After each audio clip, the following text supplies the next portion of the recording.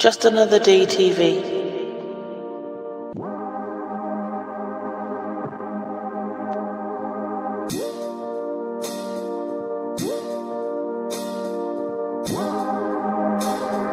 Narrator.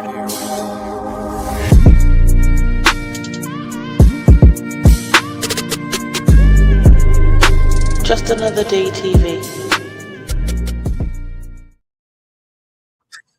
What's up, chat? How y'all doing today, man? We're outside. We're waiting until the show starts. Bless up, Alex. Bless up. I'm over here reacting to some shit real quick.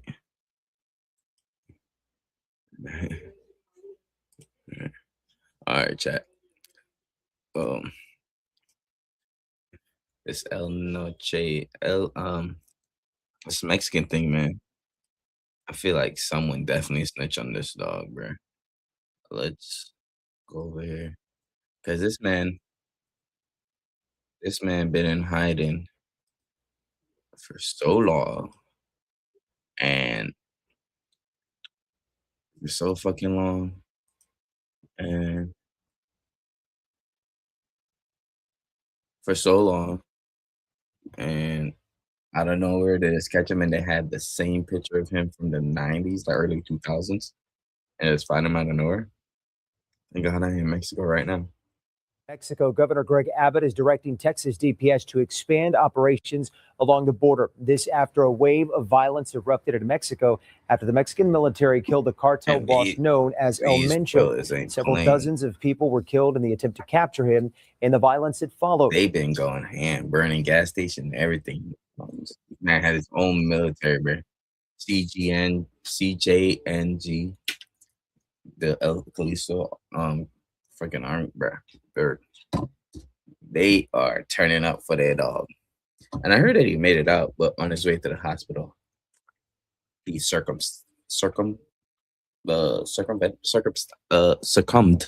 to his wounds. But I can't break this down right now. I got too much noise in my ears. But we go over it. We'll go over it soon. Because I really want to break that shit down.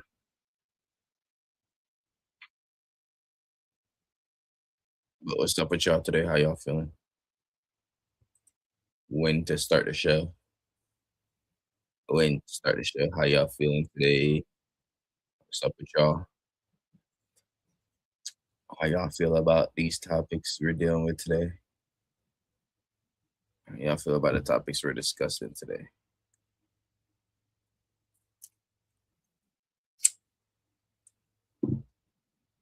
Let me get your thoughts. Before we start discussing the topics. I'm Miss Massie, LaMelo Ball, and AI monitoring silent speech. Damn, so much.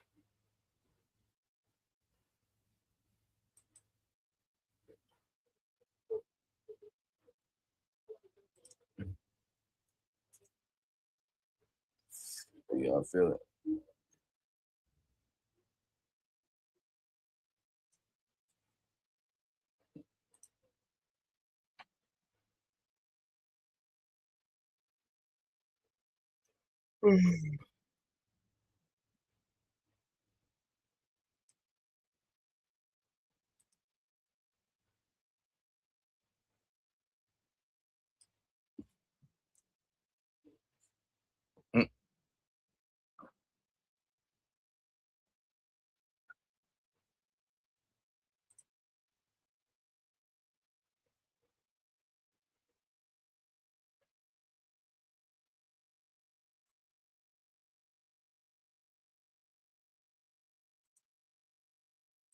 No. Doesn't work like that. You're right. Oh shit. I'm on YouTube. Can't do that.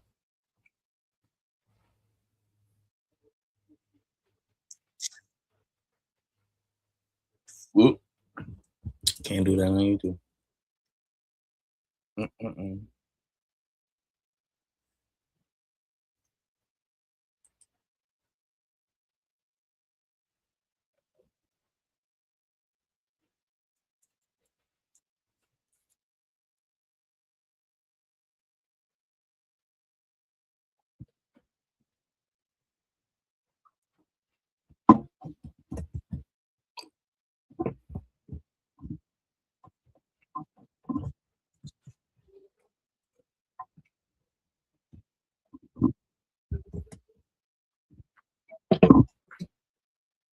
The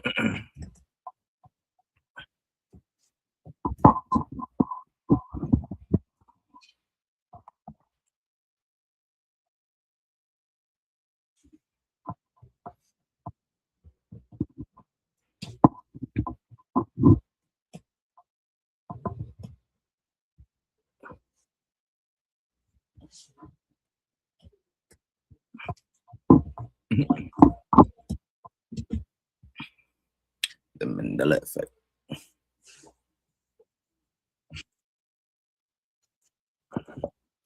What's up with you? What y'all think about the topics today? What y'all think about the topics today, chat? What y'all think it's 17 of y'all here on YouTube and not one comment? What y'all think it is 10 of y'all on Twitch? What's up with y'all today? How y'all feeling? What city you from?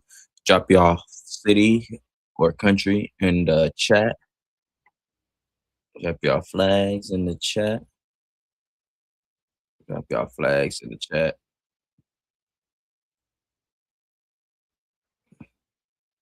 Drop your shooter, America. Nah, baby, good.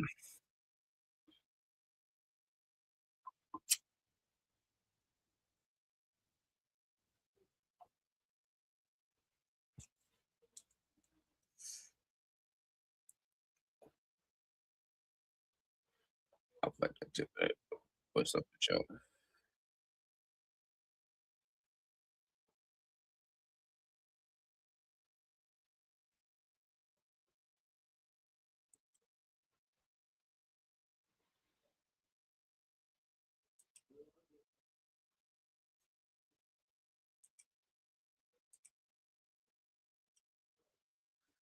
Literally saved the game.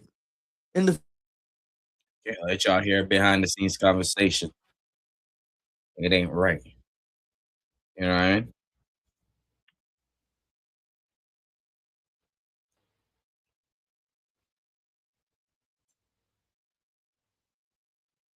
Is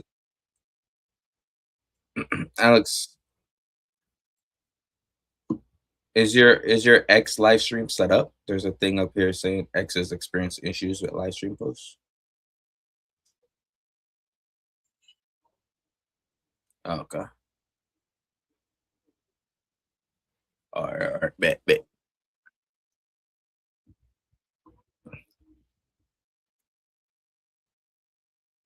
All right, bet.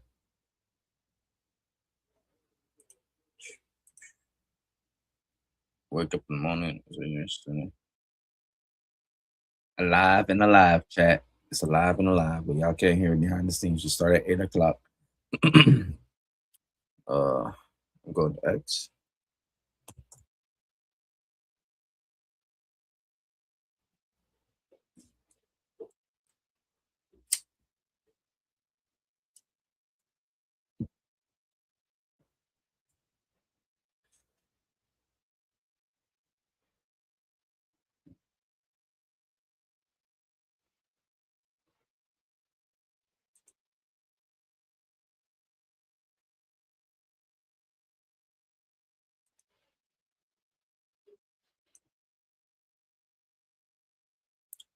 Yeah.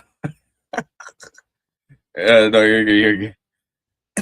You're good. Oh, can you hear me? Can you hear me? Oh, my fault. My fault. Oh no. Watching someone crash out, but my fault. But I have you ready for X. Yes, I have X pulled up and ready.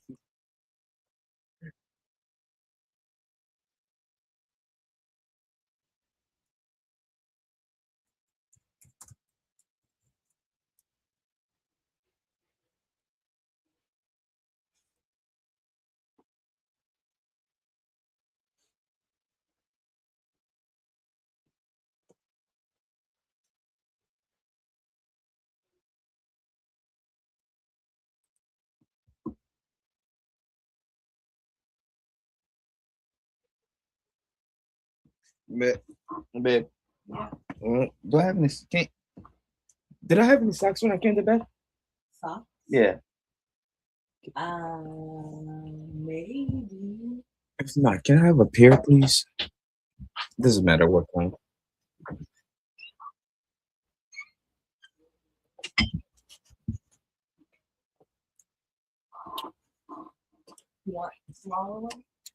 Yeah, he was like, bitch, nigga. He called the lady a bitch too. Yeah, freaking Michael B. Jordan was up there. He was like, nigga. Nigga. That's like, oh shit, I'm on my life. Sorry, chat. I'm not making fun of Tourette's. I'm just showing you what happened at the bathroom. All right.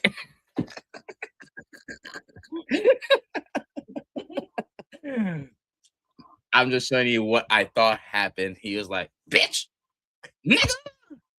I am reacting for educational purposes. How I thought it happened. You know? But yeah, that's it. That's all. That's what he did. It was RR. It was a R. But listen, it happens. I seen like black people with Tourette's can't stop saying the N-word and bitch and shit. Like it happens. It happens. And cracker. Yep. Yeah, all of it. So hey, I'm just saying he shouldn't be been close to any mic. I think that's very fair. You have someone that can't control what they're saying, don't put him next to any hot mic. And then it was a 2-hour delay. Like they could have bleeped it out.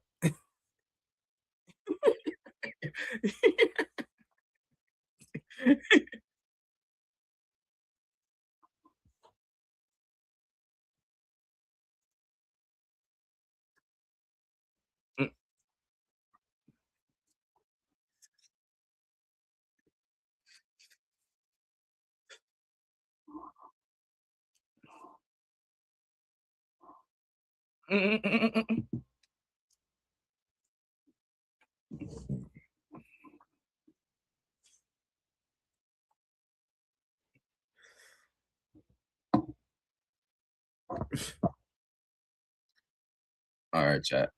I was like, We're here talking. Augustus Gloop is the Charlie fat the kid that falls in the chocolate river. That's what was freaking me How y'all out. I was feel- like, what is y'all there feel about today's a topic? fictional character called Augustus Floop as well? I was about to be like, what a shallow pool of creative names we're dealing with anymore. No one in the I writers' should room flip said, that "Hey, and put it out on my different other name. channel. Different. Like, Rage Bait, yo. Adolf Floop.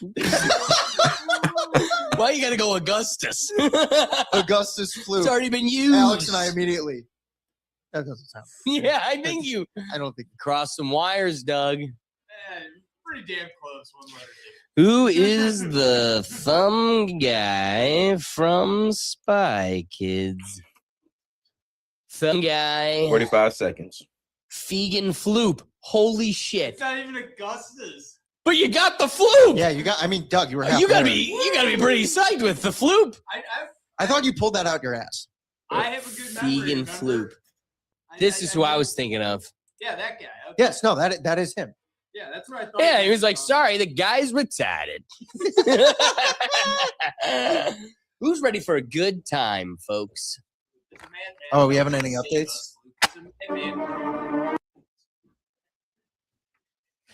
And Doug's ready for a good time. Ready to watch. 5 seconds. 5 seconds. 5, 4, 3, 2, 1. 8 o'clock. Gotcha.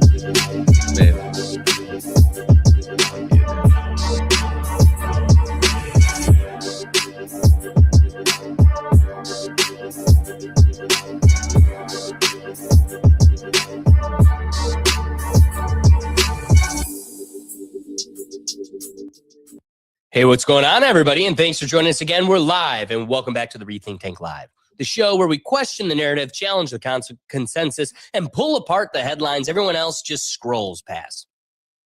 Tonight, we're asking 3 very different questions, but they all point to the same underlying theme: power. First, is Thomas Massie the most principled member of Congress? In a political era built on party loyalty and performative outrage, what does it actually mean to stand on principle and not on party lines? And is anyone else really doing it?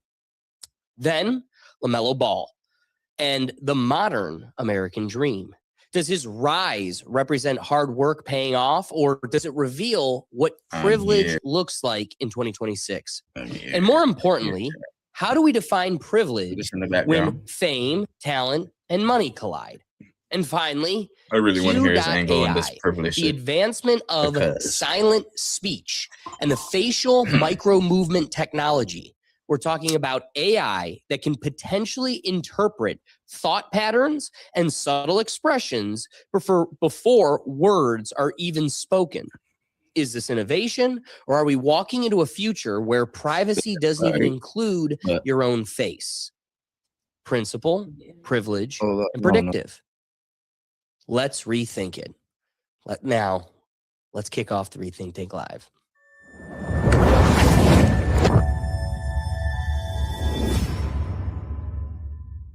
That have joined us before, you know that we like to kind of kick off these episodes with a little bit of a update, if we have them, on any of our past topics.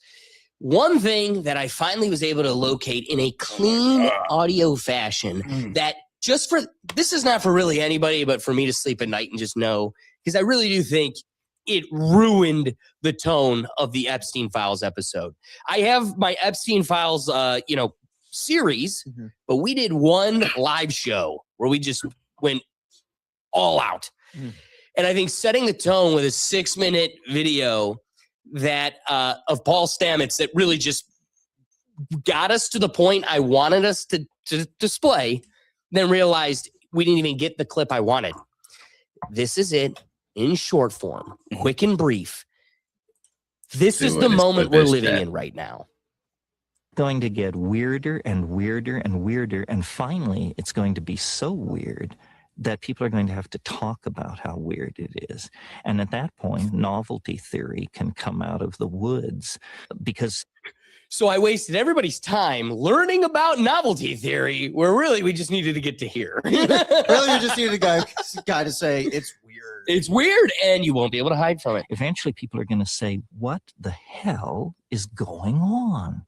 It's just too nuts. It's not enough to say it's nuts. You have to explain why it's so nuts. So between now and 2012, the next 14 years, I look for the invention of artificial life, the cloning of human beings, possible contact with extraterrestrials, possible human immortality, and at the same time, appalling acts of brutality, genocide, race baiting, homophobia, famine, starvation, because the systems which are in place to keep the world sane are utterly inadequate to the forces that have been unleashed. The collapse of the socialist world, the rise of the internet, these are changes so immense, nobody could imagine them ever happening. And now that they have happened, nobody even bothers to mention what a big deal it is. Oh, we'll mention it. It's super funny because at some point I'm like, he's just throwing words out there now. He's just throwing every word he can think of at it now. But boy, did he predict every moment. It's coming at us at every angle. Literally. It's funny he mentioned 14 years, so you got to think this is probably, 98? Yeah. He said 2012, so now it's 14 years since 2012. And every word he said, nailed it. Yeah, it's like, oh, he was just off 14 years, I guess. Yeah, just double it and give it to the next guy. He wasn't wrong 14 years ago either. Perfectly said. Yeah. I was just like, oh, what numbers? So I just needed to add that cherry on top for the peace of mind, knowing that we finally delivered on the right clip. This is why we're doing what we're doing. It's not easy to navigate the algorithms when you call a spade. But here we are. Sky is blue. The grass is green. Elephants. But I got one last update for us, and this one's more for me and Doug. It really has nothing to do with the show. It isn't an update on any past topic, but what I can tell you for sure is it is an update for Doug and I. Sorry, Siri's talking back. Siri, back down. All right, thank you. Easy. Hey. Easy, girls. Now this Siri's attacking. Whoa there. That one answer was like, what you want?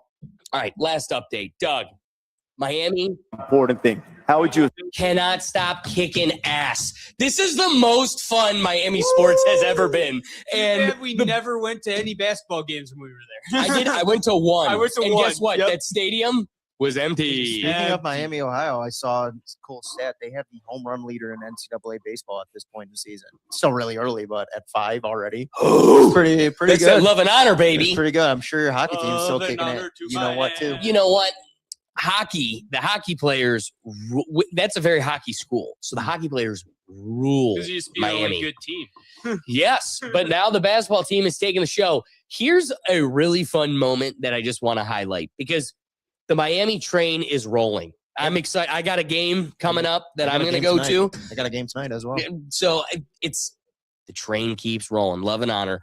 Here is a fun clip between the head coach and, they've got a huge following. The whole school's behind them. But beyond anyone, the swim team is taking the face of like the fandom for the boys basketball team. Let's talk about the important thing. How would you assess the impact that the swim team has had on your club and the crowd? Showing up, that would appear to be distracting to me. I don't know if that's motivation or distraction. How do you feel about this? Well, the first time it happened, I was absolutely shocked. And I told them after the game, we obviously really appreciated them doing what they were doing. I told them we would return the favor and show up to one of their meets, but we weren't going to wear the Speedos, though. Wait, if you finish the season undefeated, win the MAC championship, will you commit right now to, in the celebration, in the watch party, donning the Speedo, being hoisted up and showing off your best front strokes? Would you do it, Travis? Would you commit to that right now? Done. It's done. Done. Yeah. Oh, yeah. That's a great Let's play story. ball. This has been a fun story. It is. And, now I think it's written in stone. We're going to see this man in a Speedo. He's going to be swimming. Yeah. I mean, hey, it's an awesome story. I mean, when was the last time an NCAA team went on the regular season? Remember the Seriously. Seriously. What's that? Remember the Browns did the opposite when we had that defeated season. Hugh Jackson jumped in the lake because he told them if we went winless. Yeah, they should have went out there and This is better. drowned him in the lake. Winning. Yeah. Yeah, they should put some men's shoes on them, too. Swim with the fish. So let's get to the first topic of the day. This one I'm really excited to get to. The Rethink take win to Kentucky. I had an opportunity to meet Thomas Massie. We got to see him speak. I have some clips to play for us here because I want to have an opportunity to display some of the message that he brought. It was really great. But before we get to this weekend and our campaign, the kickoff in Kentucky, ironically today, Congressman Massie was called on to speak. And he Spoke he did. This is a gentleman from Kentucky, Mr. Massie. What a for 5 gentleman. minutes. From Kentucky. Thank you, Madam Speaker. Congress created the Department of Justice. Congress funds the Department of Justice. And Congress is responsible for the oversight of the Department of Justice. When will we see justice? I'll tell you what I've not seen. I've not seen any arrests from the revelations in the Epstein files. Over 3 million documents describing horrible things, describing unspeakable things. So much of it redacted. Over 24 people have resigned, CEOs, members of government worldwide. But I haven't seen any arrests or investigations here in the United States from this Department of Justice. Prince Andrew, Duke of York, who has since been stripped of his royal titles due to his affiliation with Jeffrey Epstein, has been arrested. Former prince. Peter Mandelson, who previously served as UK's ambassador to the United States, resigned in disgrace from United Kingdom's House of Lords and the Labour Party. and he's been arrested. Former Prime Minister of Norway, Torbjorn Jagland, has been charged. But we don't see any charges, arrests, or investigations in the United States. What do we see? We see our FBI director celebrating in the locker room at the Olympics overseas. It's fine to be proud of this country, but we should be proud of this country because we have a system of justice that works. And yet we do not. Who are the men that should be investigated? I'll name them right here. Leon Black. You don't even have to see past the redactions to see that this man needs to. It's like we're staying spot on. Everybody else in there is just like, you son of a. This We guy, need to take this him. gentleman. This who's calling him a gentleman? Not me. Not me. But Whoever's getting in the way of me and my 13-year-old lover, not me. Ain't a gentleman in my world. Bunch of guys in the studio. Spot on, Mr. Massey. Continue. Continue. Be investigated. Jess Staley, accused These niggas. of terrible things. It's right there in the files. Why is he not being investigated? And Leslie Wexner, why did the FBI list him as a co-conspirator in their own documents in a child sex trafficking case, and then tell him, according to him, that they had no questions for him? Why is that? Well, the Epstein Files Transparency Act requires the DOJ and the FBI to disclose to us their internal memos and emails about how they made those decisions, whether to prosecute or not prosecute. Yet they have not delivered those memos.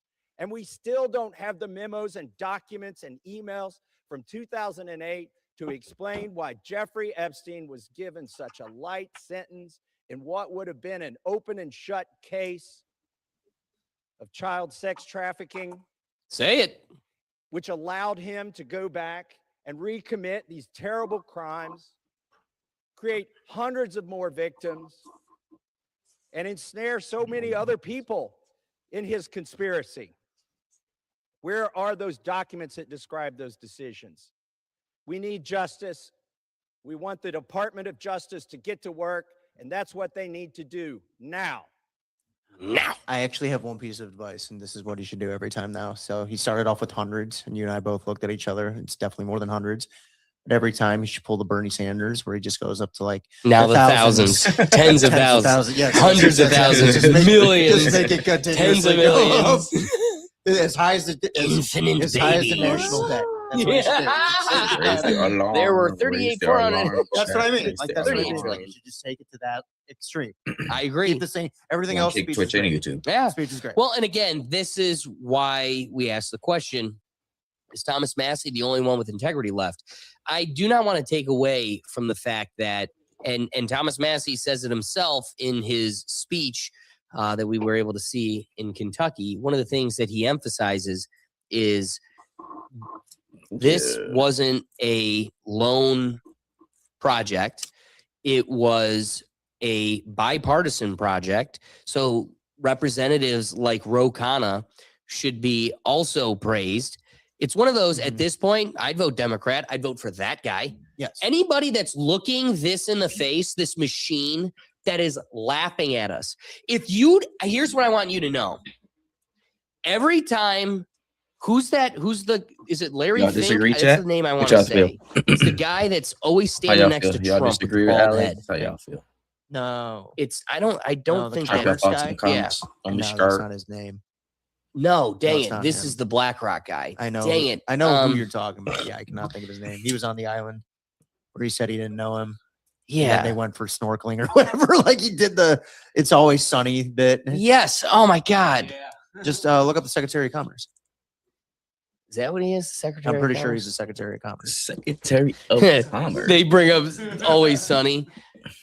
Sorry, gang. I need to get his name right. Lutnick. I said I Lutnick, need it. Yeah, Yeah, Howard I'm like, Lutnick. he's the current Secretary of Commerce. Okay. Every time you see Howard Lutnick laughing at very serious shit next to Trump, be clear, he's laughing at you. He is cackling over the fact that he got another one over your face in broad daylight. It like broadcasted to your living room. Who's Howard Letnick? Who's Howard That's Letnick? his MO. So at this point, yeah, party lines gone, eradicated. Any person that's looking that machine in the face and willing to take Howard up the Letnick. challenge, that's my guy or gal. I don't discriminate. Guy or gal. And we'll get to it on the next one.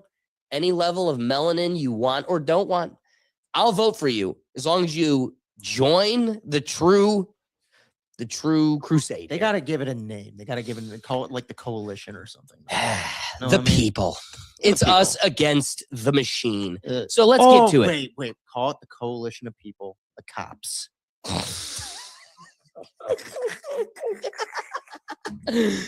It came to me just then. I'm sorry. I couldn't help myself. Bad boys, Oh my God, that'd be great. What you gonna do? Oh my God, that'd be great. You're selling me on it. Y'all You're selling me on it. The coalition of people led by Thomas Massie and Rokana. Right. Right. Yeah, I'm intrigued. Now, one of the questions I wanted to ask him, but at the same time, it's developing that. This is Howard Letnick, chat. Secretary of State. And he's part of the Epstein files. If I could have a question for the show, the thing I wanted to ask him was like, man, you still really give props to Marjorie Taylor Greene. You clearly don't feel abandoned.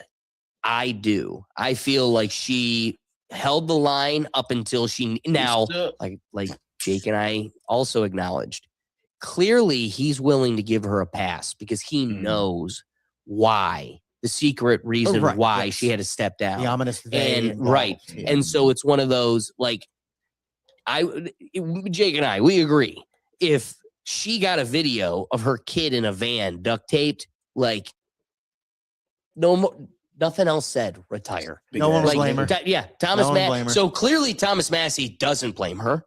So one of the questions I want to ask her is, ask him is, you can't tell us what it is, but can you instill some sense of confidence that she didn't abandon us? Because you clearly don't feel it. And as an outsider that has no idea why, and everything else leaves you to assume it's, James O'Keefe, his podcast is The Price is My Got in Life. trouble, her kid got in trouble or something, and they're like, Marjorie Taylor Greene claimed that was her MO and then abandoned the post.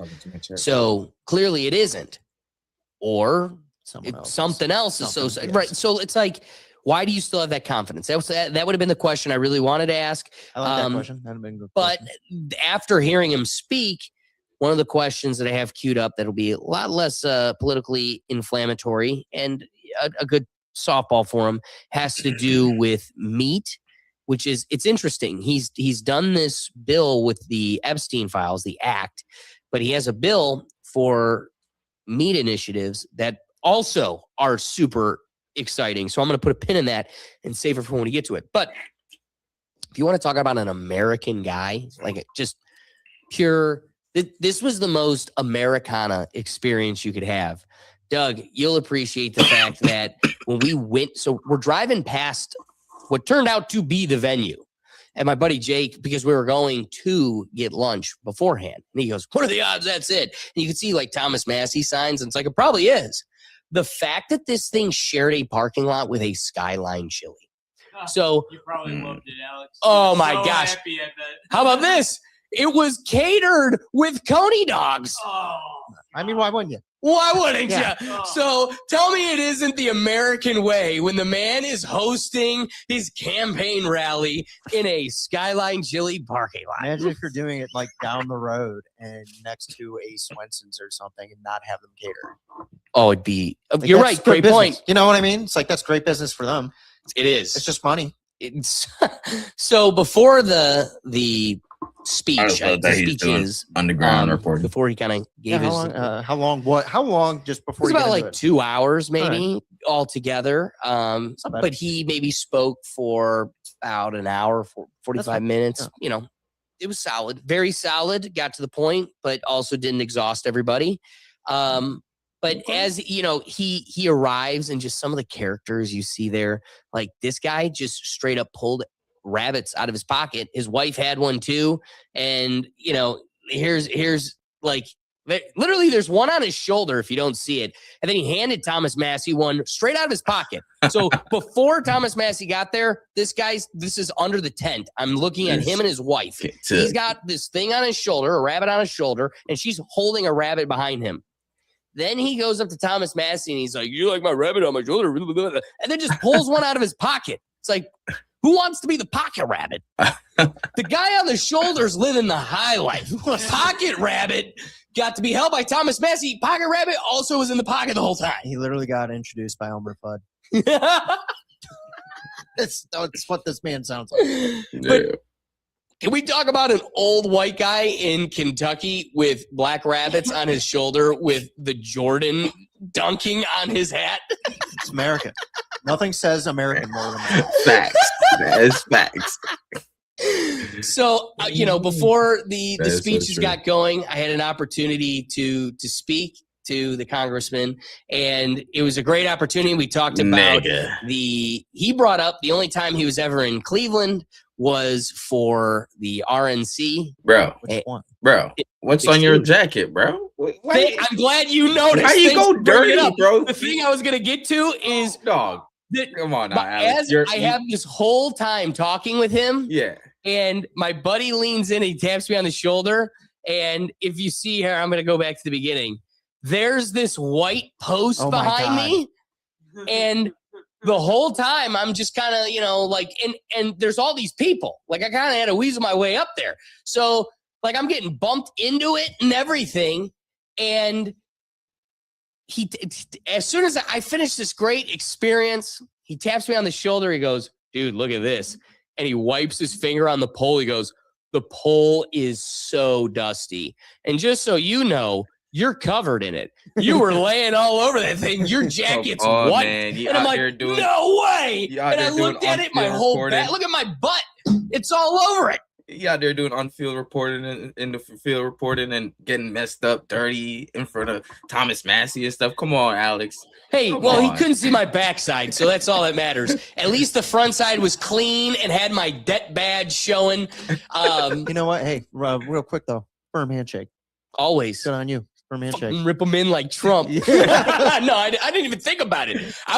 Here's one of the greatest moments. What's up? And, you know, our conversation might be something we save for another day. But the coolest thing about this, like why this guy means something, and it's something I haven't really, I mean, I'm sure people get like this with any president, whether it's Obama or Trump. Like, doesn't matter the political divide. This is a affluent figure. But I got to say, is that the poll? That was bring that back. That was the bloody poll. Look at that. That was the bloody poll. The bloody poll. So the other thing was that it was just beautiful. A beautiful thing to take away from that. And again, it's a bias because those are the people that sought out a Thomas Massie event. Right. Every person that got, and he was there all night to speak and shake hands with everybody. But every person was just pouring their heart out to this man.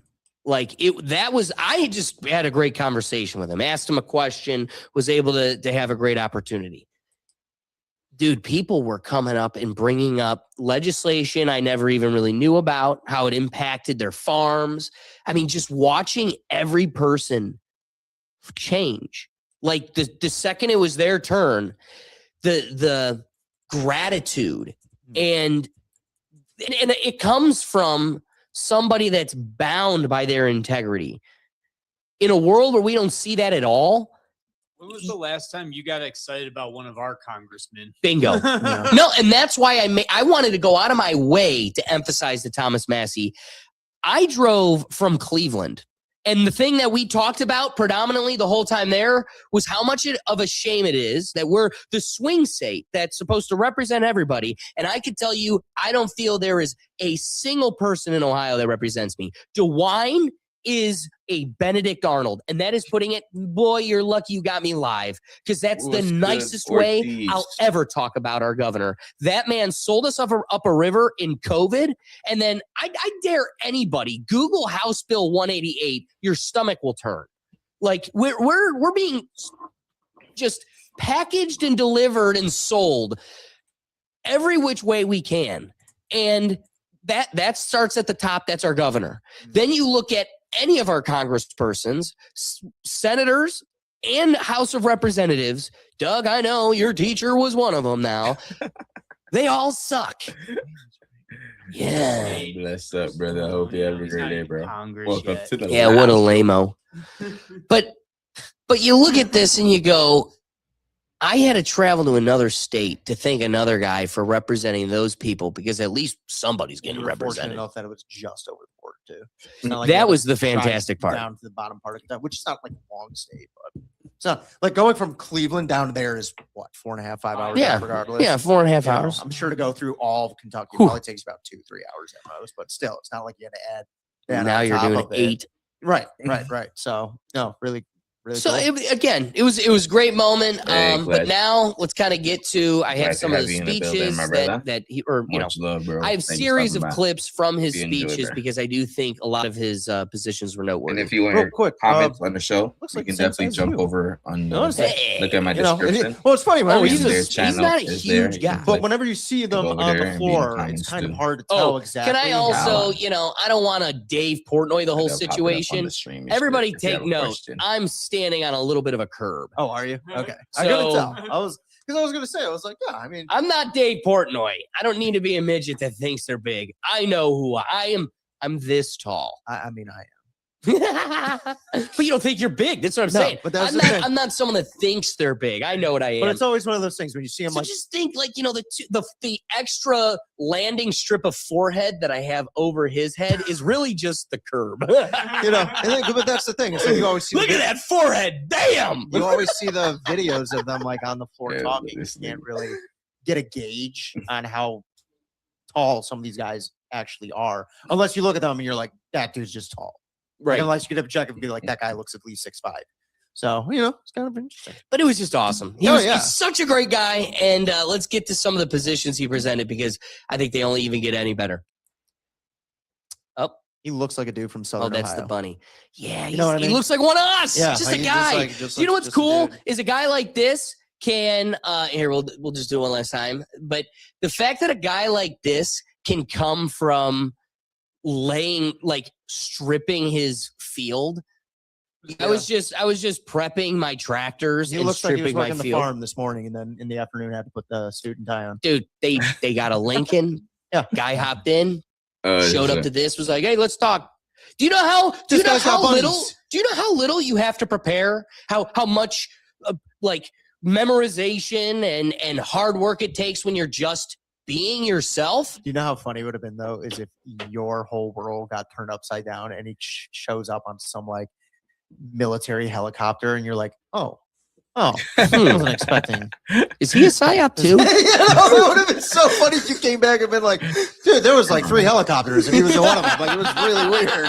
This dude was from Kentucky. I was like, where are you landing? In Culver's? What's going on here? Culver's. Yeah. Well, I came from Culver's. Got to make it the Skyline Chili. All right, so let's get to some of his speeches. First, this is him getting brought up right off the bat. Funnies and ha-has. Thing that we need in this nation to keep our eye on is what he wears over his heart right here, which is death. And if you want a strong military, if you want a strong economy, if you want a strong future, you're going to need a man focused on that. Congressman Thomas Massie, I'm proud to call him my friend. It actually all worked out for the better, Ricky. As he says that, he goes, "Did you wear your debt badge?" And it dawned on me. Still in the back of my car. I got to pull it out. I brought a suit jacket and a tie. And oh, cool. Another thing I want to get to. So, okay. So I wanted to wear a suit jacket, tie, so I could wear my debt badge. And I pull it out. My buddy Jake goes, "You're not about to wear that, are you?" And I'm like, "Yeah."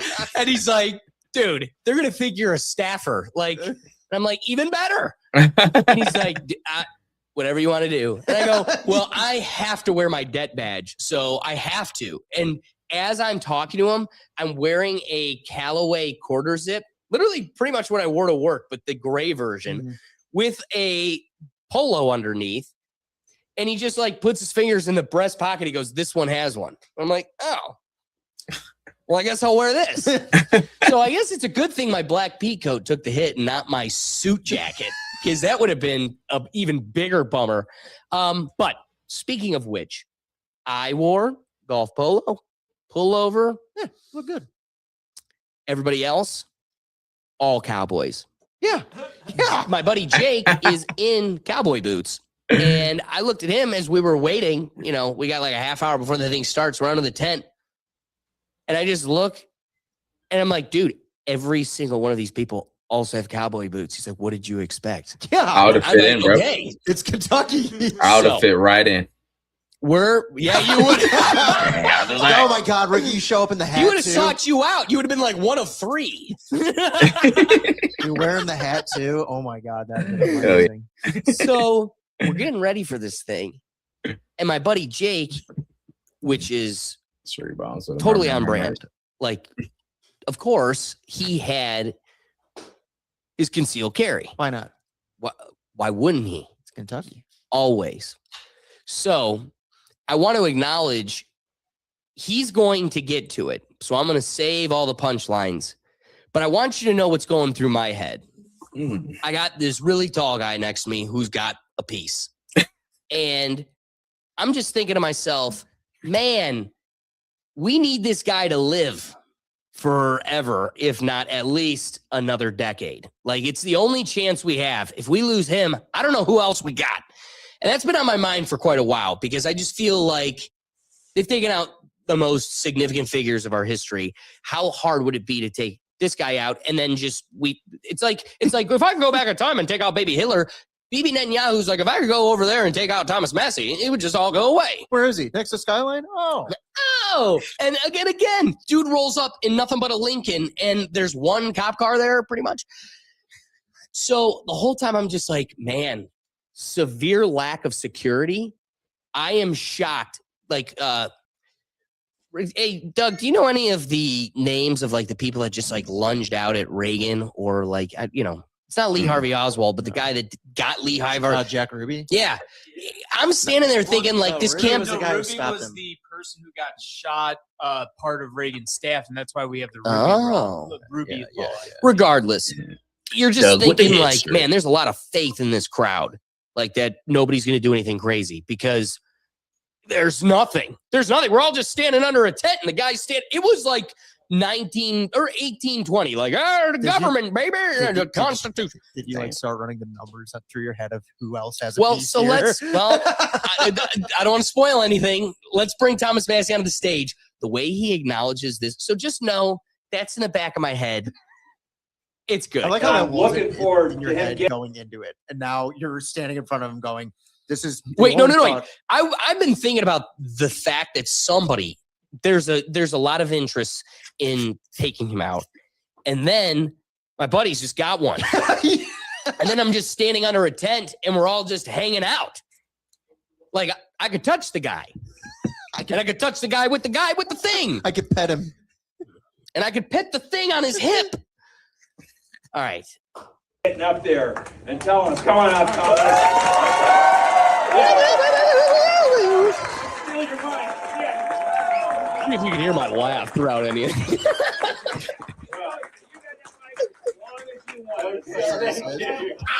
They'll all be here. That's a reference to Snatch Game, when they snatched my mic away. Maybe we should come up with a different name for that. I hear that laugh in the background. I would I will leave that alone. So like 30 minutes before this started, there were like 30 of you here. And I was worried that nobody would show up. And I'm just blown away. Like, it's a good thing it's not raining. You don't all fit under the tent. But we're making it a big tent. We really are. It's a big tent. I try to.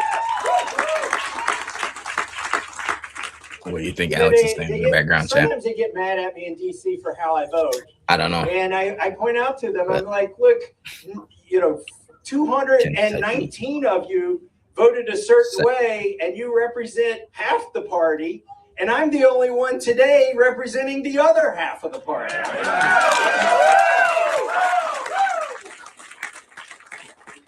I don't want to get into my speech yet until I thank these Liberty Warriors in the state. So then he goes on to all the local reps and Which is good. Yeah, That's what you gotta do. I mean, they That's part of the helped get job. him there, of Part of course. the job. And but I also, before I get rolling too fast here, I want to thank my wife. She's taken some heat from the president, and then he goes on like I didn't know how long this was going to go.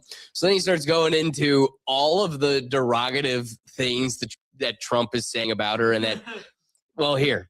Then he brings her on, and let's be very clear: Trump should throw all the stones he's got because Melania never was and never will be. Is this guy going to be naturally the next beautiful? Trump, as a guy that is he's hyper obsessed with these for types of re-election considerations senator and in, measuring Kentucky. in these ways, just know you'll forever be in Massie's shadow. This woman is the most beautiful, and the videos just don't do it any justice. But also be clear, and that was the thing when we were talking earlier that I forgot to emphasize. Woman. There isn't a scalpel that has touched this woman.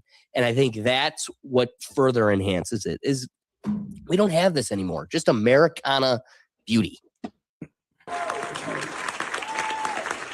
is my secret weapon. She is the one when I said I'm having dinner with Pam Bondi. Okay, he ain't lying. She said, ask her about the Epstein files. And I asked her about the Epstein files, and I could tell she was covering something up. And the rest, as they say, is history. The president said that she's a flame-throwing liberal. So she's sending me flame emojis all the time. But it's the flame of liberty. Well, I do give this to her. She does look better than Melania. She volunteered for Ron Paul's campaign No in plastic surgery, nothing. 2008. Yeah. Oh, really? But no. I would say that. Well, she's been involved. Wait, I got a $3,500 donation from Pennsylvania, near where she lived, and I showed it to her, and she said, "Oh yeah, he was in the Ron Paul meetup group in 2007." Wow. So, but then after that, she worked for Campaign for Liberty. She worked for National Right to Work. She got our Senator Rand Paul elected here in Kentucky. And that is one of the cooler parts of this is like he really is taking the torch. Yes. You know, Ron and Rand, they're getting old. They're getting old, and this is kind of the new guard and that I think has just a little bit more. He's the one that's pushing for people to get arrested. This is where it gets good. We get in the speech; it's very hearty, and I got some moments like that's why Alex, that I can bring into to further enhance his points. Loves him. Good stuff. Secret weapon. Pushing for I really don't think I would have got the Epstein files done without her. The day we moved, thank you. Nice. When she met me, I was living in a truck camper in Lot 7 in Washington, D.C. Now we have a very small apartment in D.C. And I scheduled on moving day to move everything into the apartment. I scheduled our Epstein press conference, so I couldn't be there. Perfect timing. Look, I got something really important. You hire those strong men that move cardboard boxes. Yeah. But anyways, it is so encouraging to be here. This reminds me of the energy we had in 2012. And my campaign office was also in Florence in a different location. And I recognize some people who were there and made thousands of phone calls. And that's why we have this office here. It's so we can amplify what we have that the opponent does not have, which is grassroots support. So this is also him reporting. He went down to Kentucky and reported this himself, Alex. You are the secret weapon. Yeah. Yeah. But it reminds me of that, that 2012 campaign. This is his footage. But, when we had that kind of energy, that energy is back. It's great to have it. I want to talk about, what I stood for then, because it's the same thing I stand for now. I just found out before I stepped up here, I got endorsed this morning by the Northern Kentucky Right to Life.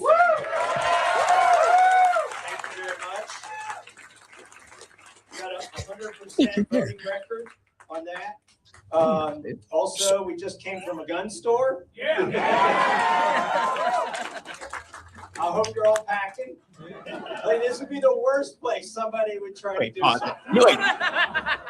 They're not going to make it across the street. I was gonna say, I wish when he said that, everyone was just like, "Woo!" Well, the funniest thing is, as soon as he said that, I was like, "Oh yeah, we're the security." Yes. The whole time, I totally forgot. Like, Yes. At that point, try it. At that point, it's strength in numbers. As exactly like he said, you're not making it across the street.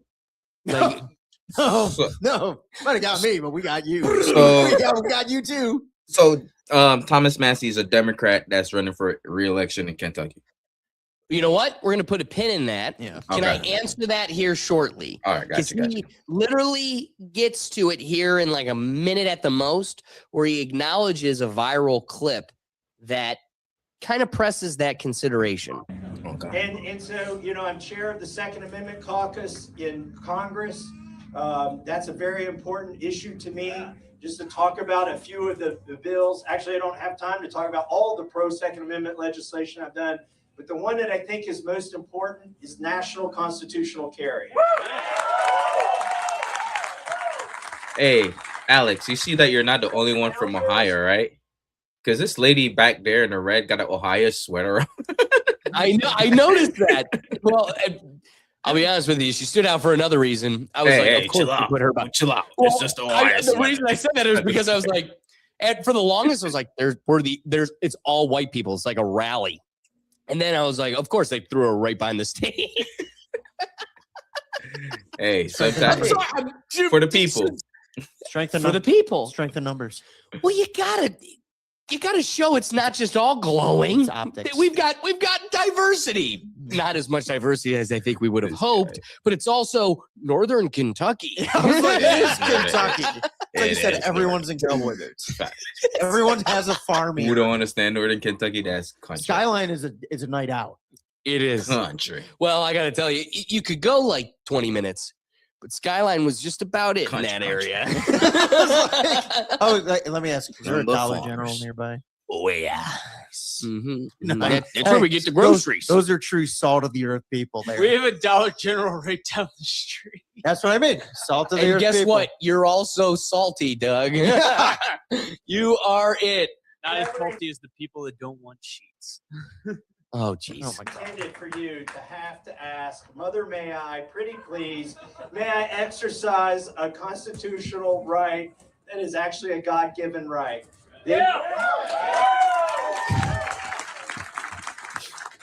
So that's that. So those are the two things, in 2012, pro-life, pro-Second Amendment, and pro-Constitution. Very key. Skibbity-dibbity-doo. We cannot lose our minds. I mean, populism is good. Sometimes it lines up with the Constitution, but it doesn't always line up with the Constitution.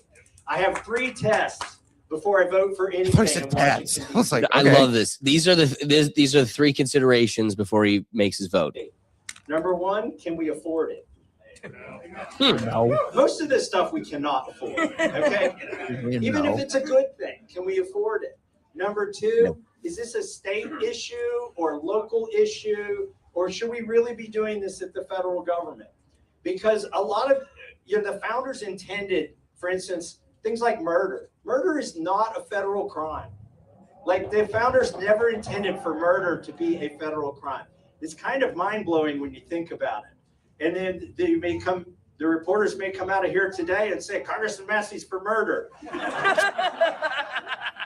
No, it is regulated at the state level. All the Who's that Someone laughing? would The clown found that one funny. Someone would clip that judge for and put it out there. it is a state crime, and that's the way it's meant to be. We're not the solution to every problem in Washington, D.C. I had a reporter send me a list of 18 bills where I didn't vote for the party. Yeah, this is it. Why are you not voting with the Republican Party on these bills? And I looked at him and said, let's see. 9 of them are spending bills. 5 of them violate the 10th Amendment. 2 of them are for another war. And 1 of them is raising taxes. What the hell? Why are these Republican bills to start with? Bingo. So to kind of answer your question, he's going to hammer it home even further, Ricky. Because Trump calls him a Democrat, far from changes his political party. And, you know, if anything, it enhances his likability across the aisle because he is as close to a moderate conservative as it gets. I think the thing that hangs up a moderate Democrat from considering the other side of the aisle, a moderate conservative, is abortion. Like that's the topic that everything he's saying right now, like he's going to get into meats, like I said, and right now he's going to get into more of like the political bipartisanship. I think everything kind of appeals to the masses on both sides of the aisle. It's that one trigger point. That's what defines him as a Republican. But the saddest part is, like he pointed out, only like 9% of the bills has he not voted Republican. And it's because they don't reflect Republican values. Right. So you look at Trump and you go, you hate me because I'm not getting in line like a good Nazi, but also you're not voting or doing anything you ran on. Like, sorry for me holding the principles you sold the public. That's what's making him an enemy, is Trump was a Trojan horse, told us what we wanted, did the opposite. Well, Thomas Massie wants to carry out what he told us, and that's what makes him a bad guy, is Trump's trying to go the other direction. I was going to say, it's pretty moderate. Oh, yeah. He's pretty moderate. I mean, literally, the only thing that I think diverts him away from that consideration is the right to life, and I think that needs to be an issue that gets suppressed in people. Are you having a baby right now? If so, then that should be you should vote on that. If not, then shut the hell up. They're eating kids and they're making our debt. It's still tolling. Like at a certain point, let's reevaluate our priorities. We can go back to baby killing the next half a decade. But like, let's take a break. You've been slaughtering babies for the last 2-3 decades. Let's put a pin in that. You can still do it. That's the asinine part. You guys are losing your freaking minds. You can still go kill babies. This is what I love. But like, maybe let's take a look at this guy and go, yeah, but everything else is just about as moderate as it gets. Yeah, got you. So I'm going to let him go here because Ricky, this point only further answers your question.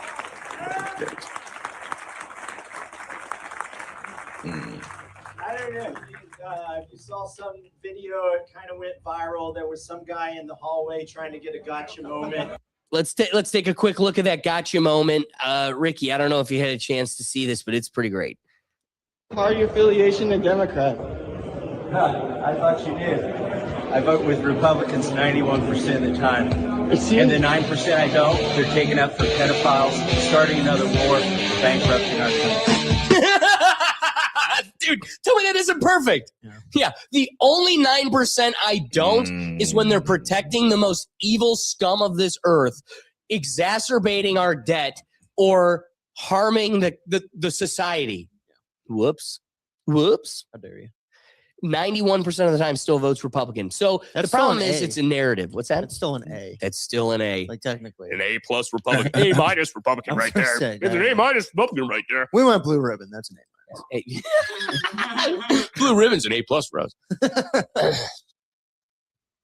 He's hired. Yes, he's hired by Laura Loomer, I presume. Well, it is true. Actually, it is funny. And the whole crowd, me too, me, boo, I booed loud. Boo that booed. But coming back to this clip. So all this footage is from him recording himself. Democrat. You want to know how brilliant he is? It really was a staffer paid by Laura Loomer, where it says Thomas Massie for Congress, www.thomasmassie.com. It literally is her watermark of, LauraLoomer.com, whatever. Oh, I see. And so, like, the official clip was posted by Laura Loomer. So it is funny. Like, yeah, that was a paid. She's an idiot. Antagonize. Oh my She God. really is an idiot. You know what? I'm gonna refrain. No, I mean, I'll say it for you. Bless I'll up, just say it. man. He thinks she's Yeah, an idiot. side tonight. Yeah. Thanks. I got you. No, I got Whew, you. I got my back. That's cool. I can't believe he posted the video. Because the greatest part is like, dude, you did not hurt him. You know that, right? With this clip, you did not hurt him. Yeah. I wasn't trying to run away from him. I was in a hurry. I was going to the you weren't even walking in a Judiciary hurry, man. Committee to try to. You stopped and was like, PDOs? You made sure your emphasis at the end was, let me be clear, the time they're spending my money, they're eating my kids, and stop something bad. Okay? Some other Republican bill. Crowd loved it. And he said, Congressman Massie, why don't you register as a Democrat? And I said, what are you talking about? I vote with the party 91% of the time. But in the 9% of the time, they're covering up for pedophiles, starting a new war, or bankrupting our country. I am not on the bandwagon. Bang, bang, bang, bang, bang, bang. Oh my God, I wish they did There's that. just holes in the tent. Darn tootin'. I'm sorry. That would have scared the hell out of you. You would have hit the deck. Everyone else in there would have been up, and you I'm with the rabbits. Disney. Let's stick things in these bills. We need one issue, one vote for single bills. People ask me, are we going to vote our way out of this? Can we vote our way out of this? Not if you keep letting them put all the bills in one bill. You ain't voting your way out of that. Even the congressmen can't vote their way out of that. Because if you vote against the omnibus, they say you voted against soldiers' pay. If you vote for the omnibus, then you voted for Planned Parenthood. Like, there is no way out of voting your way out of it until we separate these bills. So there's a famous clip that went viral of Thomas Massie, kind of acknowledging the thing that I'm really trying not to get cynical about the fact that I don't know if we can vote our way out of this. The greatest answer to that conundrum, can we vote our way out of this, is the only way we can is if we get rid of omnibus bills. It's got to be one issue voting. Oh yeah, just a BS. Because as he said, if you put 50 things in it and I vote against it, you're going to say, oh, he voted against blind kids. I like that. Like, okay, that's the caveat on the way bottom. If I vote for it, you're like, look at.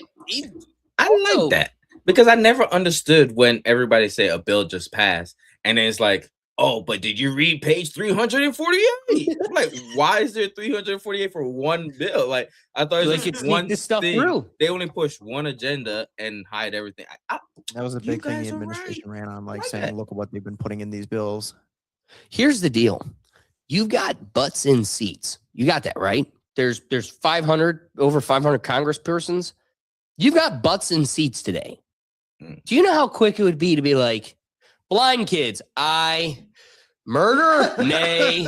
Just start going through it. Like, what are we paying you for? Right. The thing they always say is, yeah, we got to do these big super bills because we can never all agree on stuff. It's so hard to pass things. We got to do it at 500 policies at once. No. They're not super bills. They're big, beautiful bills. Yeah, I forgot. They're not ugly. Sorry. And they're not slender. There's some sexy thickies. The big, beautiful bills. Damn.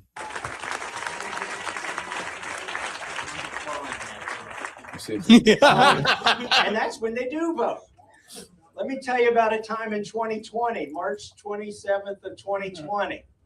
That was during the 15 days. Whew, I'm glad that only lasted 15 days. Remember, that's literally the definition of gaslighting. It's only going to be 15 days.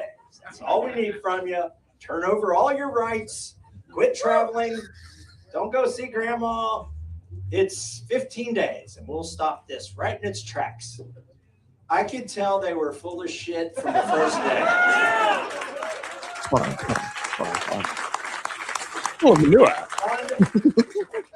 think it was on the 9th day, I got a call here in Kentucky.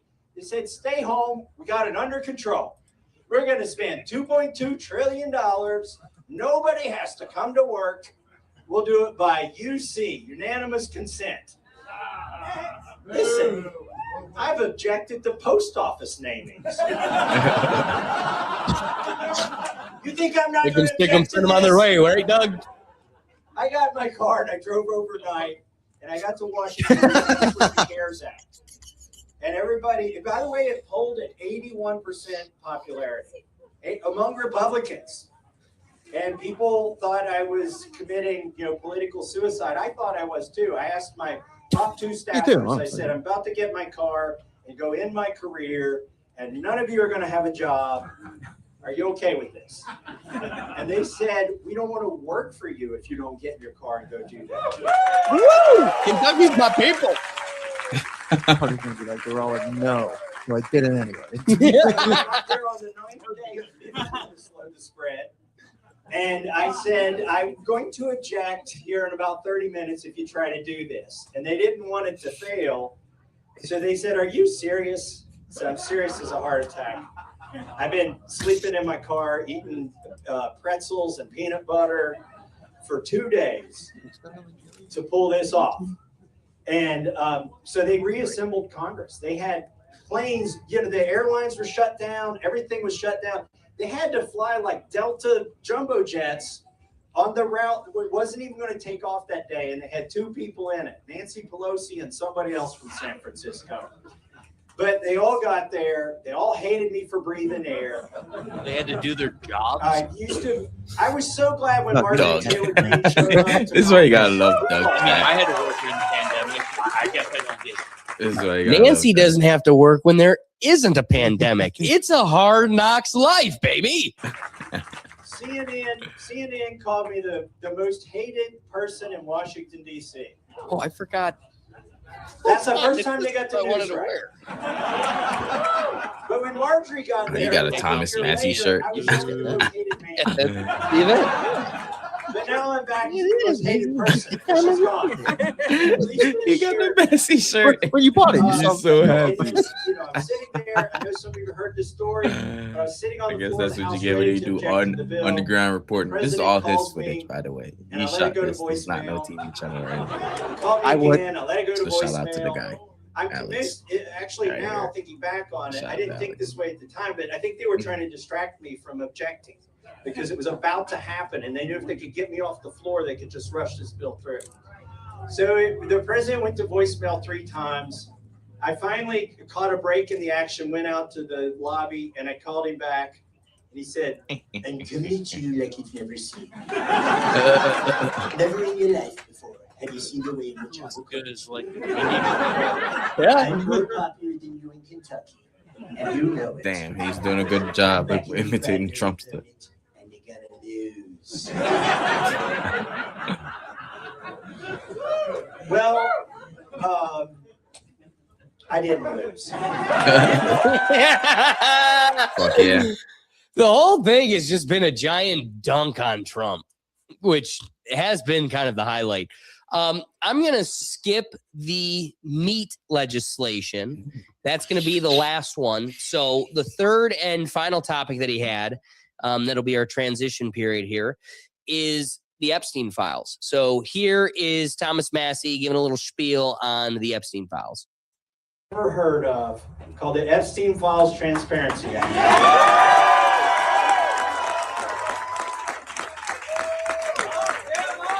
Get him. America. Yeah. People are being arrested worldwide and resigning worldwide, but not in this country. I thought we were the beacon of transparency and democracy. Why is it in these monarchies and these socialist countries they are resigning and stepping down and going to jail? But it's not happening here. It's because there is a corruption happening that is deeper than I check out his channel, man. Phase 2 brought to you by Thomas Massie. Big Bird. BB. Not the BB you thought. Going through the actual Epstein files. Big Bird. And Crazy shit. You know, I'm a Christian. I don't wear it on my sleeve because I represent every religion of the 750,000 people here that I represent in Kentucky. But I am a Christian, and this is the first time where I feel like there are demons and spirits at work. You can't keep a secret between 3 people, right? Like if 2 people know a secret, you could probably keep it secret. If there's 3 people that know, you can't forget it. It's going to get out. How did these billionaires and politicians and movie producers, how did they keep something so evil, so secret, using Gmail, right? That's facts. And there's been so many leaked How did they emails. keep it that way for 2 decades? How did they all evade any accountability, responsibility, or jail time or investigations? I think it was evil at work. And I do believe there was divine intervention in getting this bill passed.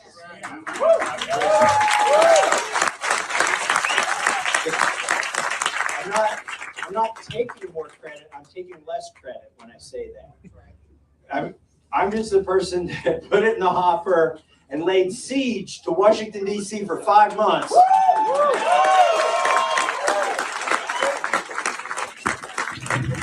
And Brian, frankly, it was you all. It was the public pressure that kept building. Nothing good happens in Washington, D.C. unless they feel the pressure. And so it was actually my partner in this, Ro Khanna, who it was his idea to have a press conference and invite the survivors to Washington, D.C. And just like today, where this crowd, I did not expect to see a crowd this big. We were overwhelmed. There were like 100 TV cameras pointing at us. And that press conference was good for many reasons. Number one, we gave those survivors a platform for credibility. They're standing in front of the Capitol, telling their gut-wrenching, heart-wrenching stories that some of them had never told. And I'll be honest, we held the press conference to try to pressure our colleagues. We were already committed to the cause. But what happened to me there that day is I became done. All right, gang, I want you to really appreciate, we're not an official media group. I'm just a guy who's a fan of a guy. That's what I just told my chat, man. Like, this ain't no CNN or nothing. This man went on the boots on the ground, recorded this like he's a professional. Well, and do you know how tired my arm was getting? By the time we got to this point, I'm switching hands like, son of a... Hey, and it's smooth transition because I don't see no shakiness. Dude, if Jake was a real friend, he would have done it because Giraffe up there would have had a much better view. So, the whole time Jake was just like, I might need to use this thing. You never know. Oh, he was ready. Hand on piece. That's why he went. Somebody had to be security. But bro, you gotta get. I just literally telling the chat like, this ain't no CNN, bro. Like, he ain't got no tripod or nothing. Like, but it's smooth. And you can tell, but just a bunch of bobbing heads below. We don't get that at CNN. This is one lone dusty man. But this is you feel like you're in the crowd. You know what I mean? Really? Instead of watching dusty. him, was that? Instead of watching him on TV, just because of the heads behind the crowd, you feel like you're in there. You know, it's like, dude, why didn't you wear your glasses, your meta glasses? Because then I would have really been getting the back of the head. The advantage of throwing it up there. Imagine I'm holding a pair of glasses up in the sky. Yeah. But Alex, that's when you give the meta glasses to Jake. Then he doesn't have to use his hands at all. He could just add those on. Then if there was an incident. Oh, Jake was so comfortable up there. but you know, Stork, you guys are calling me Dusty. The funny thing is, Ortiz, I keep looking you got at 40 like tonight, bro. First off, yeah, I was dusty. Literally. But also, do you know how nice it would have been to have a tripod, pad of paper? I would have had a perfect view. My arms would have been down by my side, and I was covered in dust. Well, the last time there was a tripod at an event like this and ended poorly. Yeah. Well, it happens to all of us. I'm committed to the cause.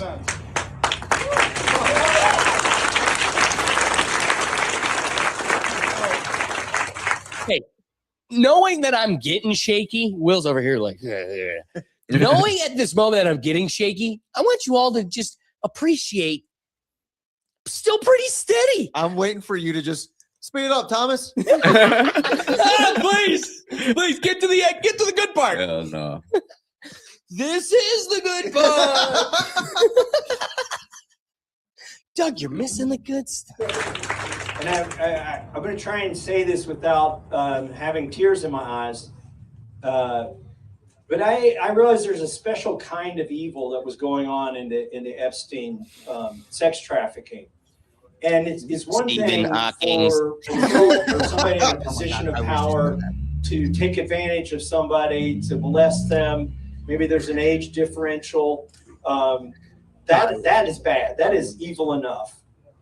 But what he did is he conscripted these girls into doing evil. Right. And I didn't realize that, you say, well, why didn't you come forward? It's because when they come forward, they get blamed for sex trafficking. Because when they were 14, one of these, she's a woman now, but a girl at the time, she said a friend told her for $200, all you got to do is give a massage. And, it's a really nice house. This is crazy. This and that and the other thing. And she, her family didn't have a lot. So $200 was a lot of money at the time. And she did it. High school friends that caught up in this. Jeffrey Epstein had her cell number. When he called her, she had to show up. But there was one way out. She would go find another girl to take her place. So she went back to her high school and found another 14-year-old and said, all you got to do is give a massage. You can make $200. She lived with that shame and guilt for so many years. And then that is why they don't come forward and say what actually happened. Because when you find out what actually happened, people blame them for it.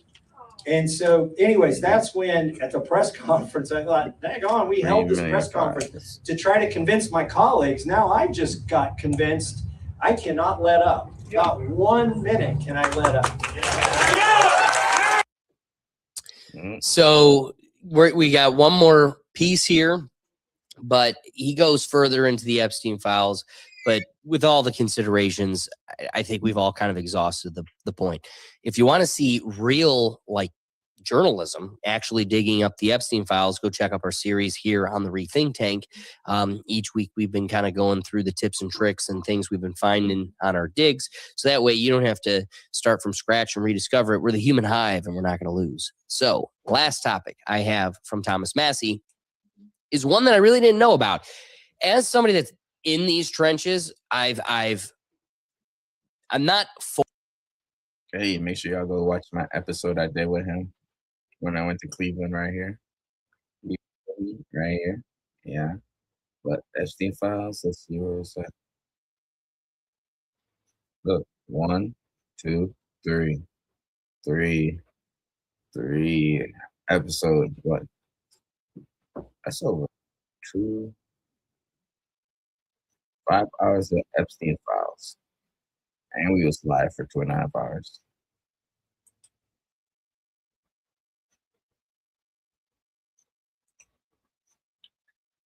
But check this episode out right here.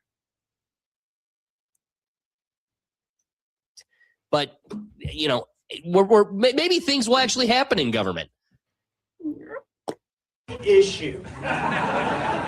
We do not regulate whether you can have chickens in your backyard or not. Take it up with your city council. I mean, right now, the city we're in, it's illegal to have chickens. Okay. My uncle built the biggest chicken coop here in town.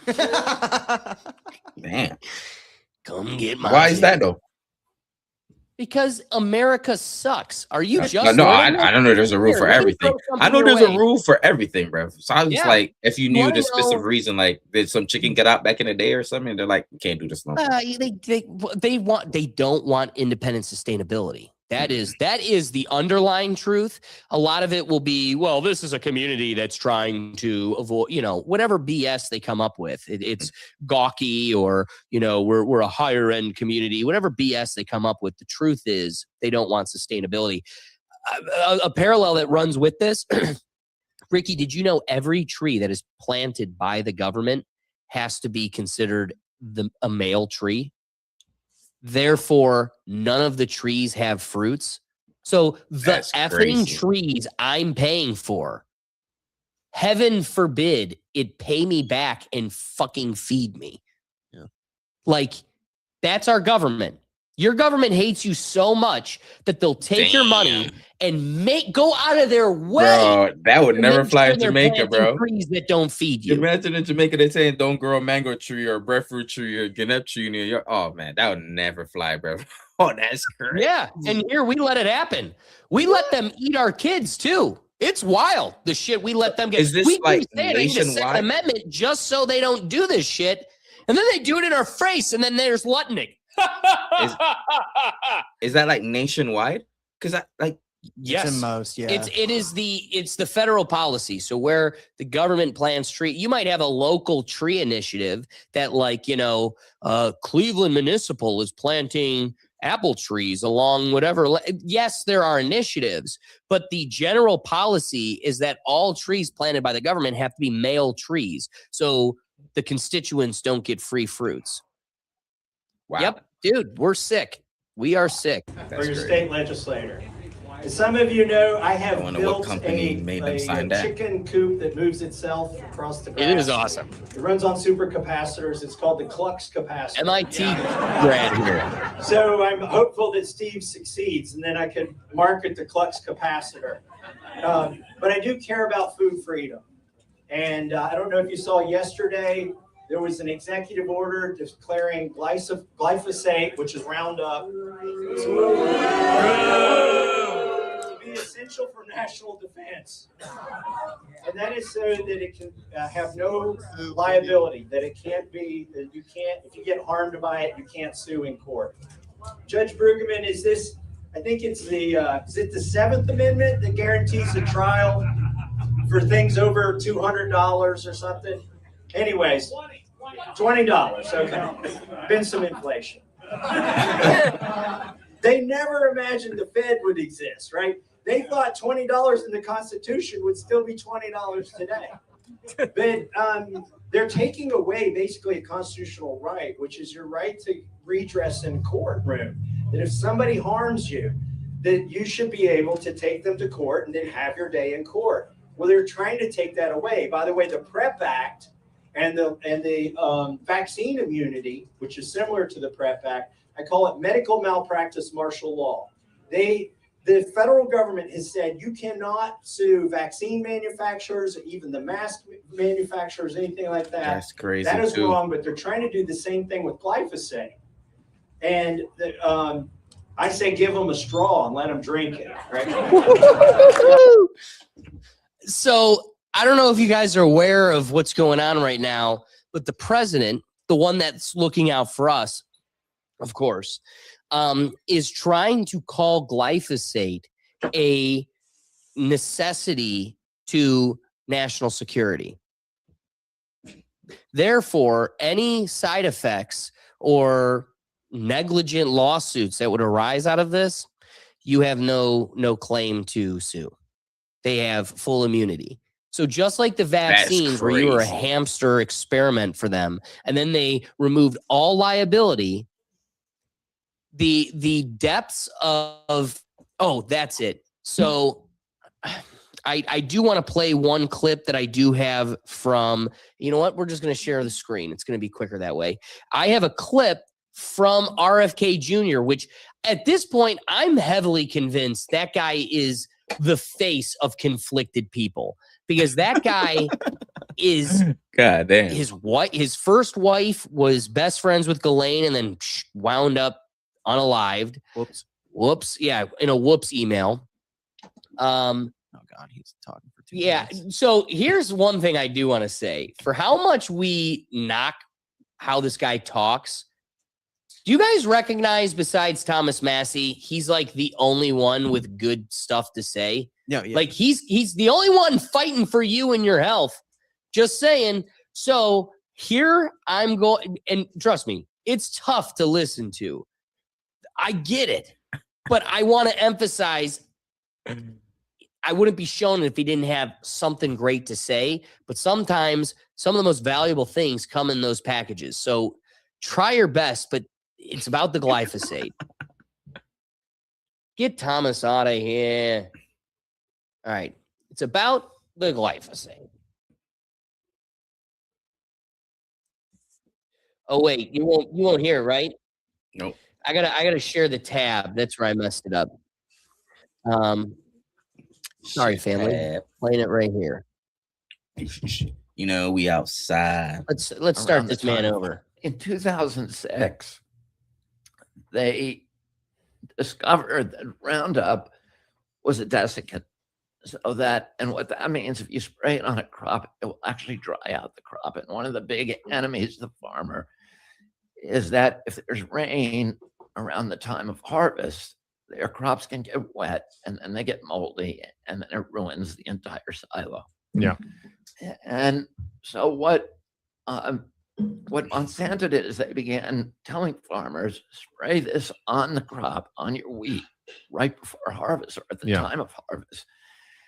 And it was so popular that about 85% of the Roundup that has been used in history has been used since 2006. Wow. And a large part of that is as a desiccant. And what that meant is for the first time, they're spraying it on food.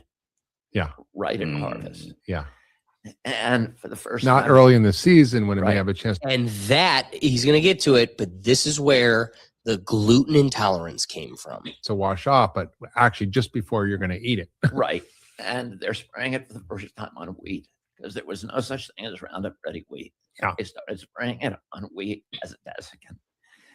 And so 2006 marks the date when suddenly these gluten allergies began exploding. And the Interesting. celiac disease and all these Celiac? kind of My wheat aunt has problems that we started seeing in this country. Damn, it's crazy. If you measure back and say, when did it start? You can look and draw a red line. It's 2006, and it's the year that they began spraying it on wheat. Right. So again, what do we get from this? This is why the allergies to gluten skyrocketed in 2006. So with all this going on, here's the Secretary of Health going, yeah, big problem, big problem. And then the big guy, the president of the White House, he goes, but my guys are making big dough off of this, literally and figuratively, poisonous dough, but also cha-ching, cha-ching, cha-ching. And we're going to make this an arm of national security. So that way we have no ability to collect on that. Any thoughts? Anybody? Can I have a Red Bull and get chance? Cowboy? Nope. No, I mean, it speaks for itself. You know, you would hope. Yeah, I mean, it's happening in real time. It's been happening, obviously, for 20 years now. And it's funny when you mentioned Massie being the last line of defense. It's kind of an incorrect then if the part of RFK's in there talking about it. It's just going on deaf ear. Great point. And that is true. I think maybe that is the final takeaway to the whole Thomas Massie consideration. He is one. He might be the tip of the spear, but I don't think he's the only one. Well, you brought up a good point when you say, which is then kind of ironic when we bring up Ron and Rand Paul, and he kind of got to start with them when he brings up what it was back in 2012. Yeah. And it feels like, okay, you have a couple young upstarts, essentially moderates in a very divisive time that are kind of libertarians. Yes, pushing both sides of the aisle. But I want to consider Massie really a libertarian at heart. I understand he's against wars. I'm honestly going at this point now saying if you're against wars, that doesn't inherently make you a libertarian. I feel like that makes you pretty normal. I understand there's a party for it, and then the parties on the right and the left are pushing for it or against it for their own. Well, just know he does claim to be. No, I get just like as Ron and Rand Paul do. I get that. They're libertarian conservatives. I get that, but I think going forward they need to move away from calling themselves libertarian in general, because in modern politics, when people hear libertarian, they roll their eyes and think nothing's getting done with them. That's true. You know what I mean? I think it's more libertarian, the word. Here's what I'll say. I think the people within the know they are judging anybody that rolls their eyes a libertarian. Just the term. Like if you unplug it, that means you're not. Again, what do I say a million times over? Everybody wants a political opinion. Nobody wants to do the political homework. Anybody that's like saying then a Democrat should never say communism. They shouldn't, because is that a bad policy to tie themselves to? However, they're convicted in that. And communism really is definitively what they're pushing for. They want socialism. They want community everything, community resources, community occupation, everything.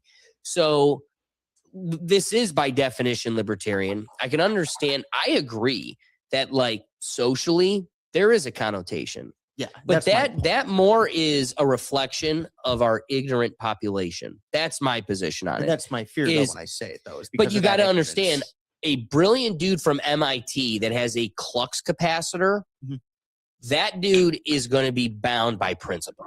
That guy's going to go, you might not know what it means, but I'm not going to call myself a chicken because it makes you feel better. I'm not a chicken. I'm a libertarian. That's what, like, I just like me, the principle of like, this is a moot point that I had to even say, because it'd be wrong of us to purport him to be something he isn't. Right. He would go, no. I mean, I am, because that's just the definition he's bound by. When you go no new wars, that's part of it. No spending, that's part of it. Eating children, who knew? I don't even think libertarians knew that was a box to check, but they're like, put that one on the list. Cha-ching. So he does line logically consistent. And part of the reason why I kind of want to hold that line is because I do also think we're at a turning point. Right. And that's and I think if we can, nobody wants to be a Republican. Yeah. The only people voting Republican are the ones that are like, I just can't go Democrat. Like, I'm not going to vote for cutting a kid's wiener off. So I'm forced to consider something else. Well, that means there's a whole population that's going, this Republican Party sucks. And what better opportunity do we have than right now? I mean, does anybody, if I say a name, Doug might be the only one that remembers it. You might. Gary Johnson. Yeah. So here's a guy that held the line to a fault. Like, I literally just killed his career. Yeah. Ohio. He ran against Trump and Hillary the first go around, and he was the libertarian candidate. And at first, boy, did he seem like a great choice. Then he just kept repeating this. He became a broken record to where it was like, oh, you're just a scripted pawn. You're not actually genuine. But that's my fear when like they go as libertarians, because it gives that perceived notion. I agree. That's what it is. Well, and then that's look at the last libertarian. That's when I jokingly mentioned like go as like the coalition. It's like give yourself a new brand. Which yes, you are. You are a libertarian. People in the know that are politically savvy can listen to what you're saying. You're like, this sounds like a libertarian. But when you say libertarian to the non in the know people, that's when they roll their eyes and they're like, they don't even consider. Well, see, and I don't even think you're right. So that's the way fear. I That's presented what I was trying to get at. Well, and where I kind of shorted the dialogue is I painted the picture as those in the know and those not. Right. Really, the line is generational. Yes. Millennials don't take libertarians serious, and the MIT libertarian from Kentucky, at some point, he's looking at the. A libertarian is a person who advocates for maximizing individual liberty and minimizing the role of government in both personal and economic affairs. They both believe in self-ownership and volunteer exchange the strict limits of state power, generally favoring the market civil. I like that. Oh, fuck. My fault, chat. 1 second. He wants to make a trigger point. We're still not the masses, and that's why I don't hold a punch. I don't hold back on my punches with boomers. I'd like for us to move more to a. We need a I'd say moderate parliamentary, just purely because that's what comes to mind with multiple awesome, parties. You know, multiple parties, like just two-party system where there truly is no room for a third or a fourth. And that's but kind of America has moved to the point where we need more. Because I agree, because it's more he's running on principles. His principles rhyme with libertarian. But the issue is that word to people, they just kind of gloss over, glaze over. They don't care, which is a shame. Because realistically, the man is running on principles. Where if you just didn't know what he was associated with and he started talking about his principles, people would be agreeing with him. Right. Then at the end, he says, "Oh, I'm a libertarian." That's when they go, "Oh, okay."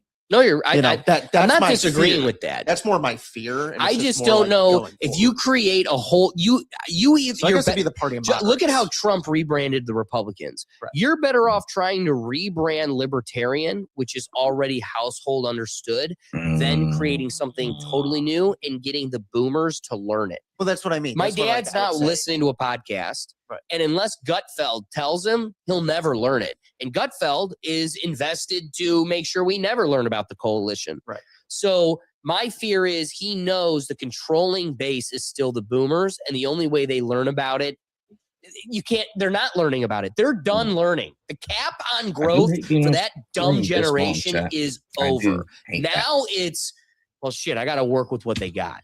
Right. So I guess if he were to start something like that now, it would be more beneficial. Two more like topics. A decade or two now. When you get what I mean, Right. But like, and it's a hard ask. I'm It's a all hard ask for to he needs to work out his strategy. And there's some good considerations you raise, and I think there's a lot in front of him.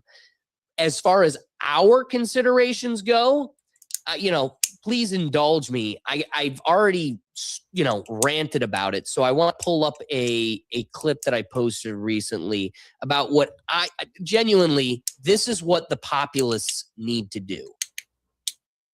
Nuanced opinions. See, here's the thing. I got nuanced opinions. So do you. I didn't love that we opened the floodgates for this immigration problem a couple years ago, but I do think ICE is crossing some lines. You're never going to get me to do the pronoun charade, but I'm going to defend the liberty of a free grown adult to the day I die. We're in this together.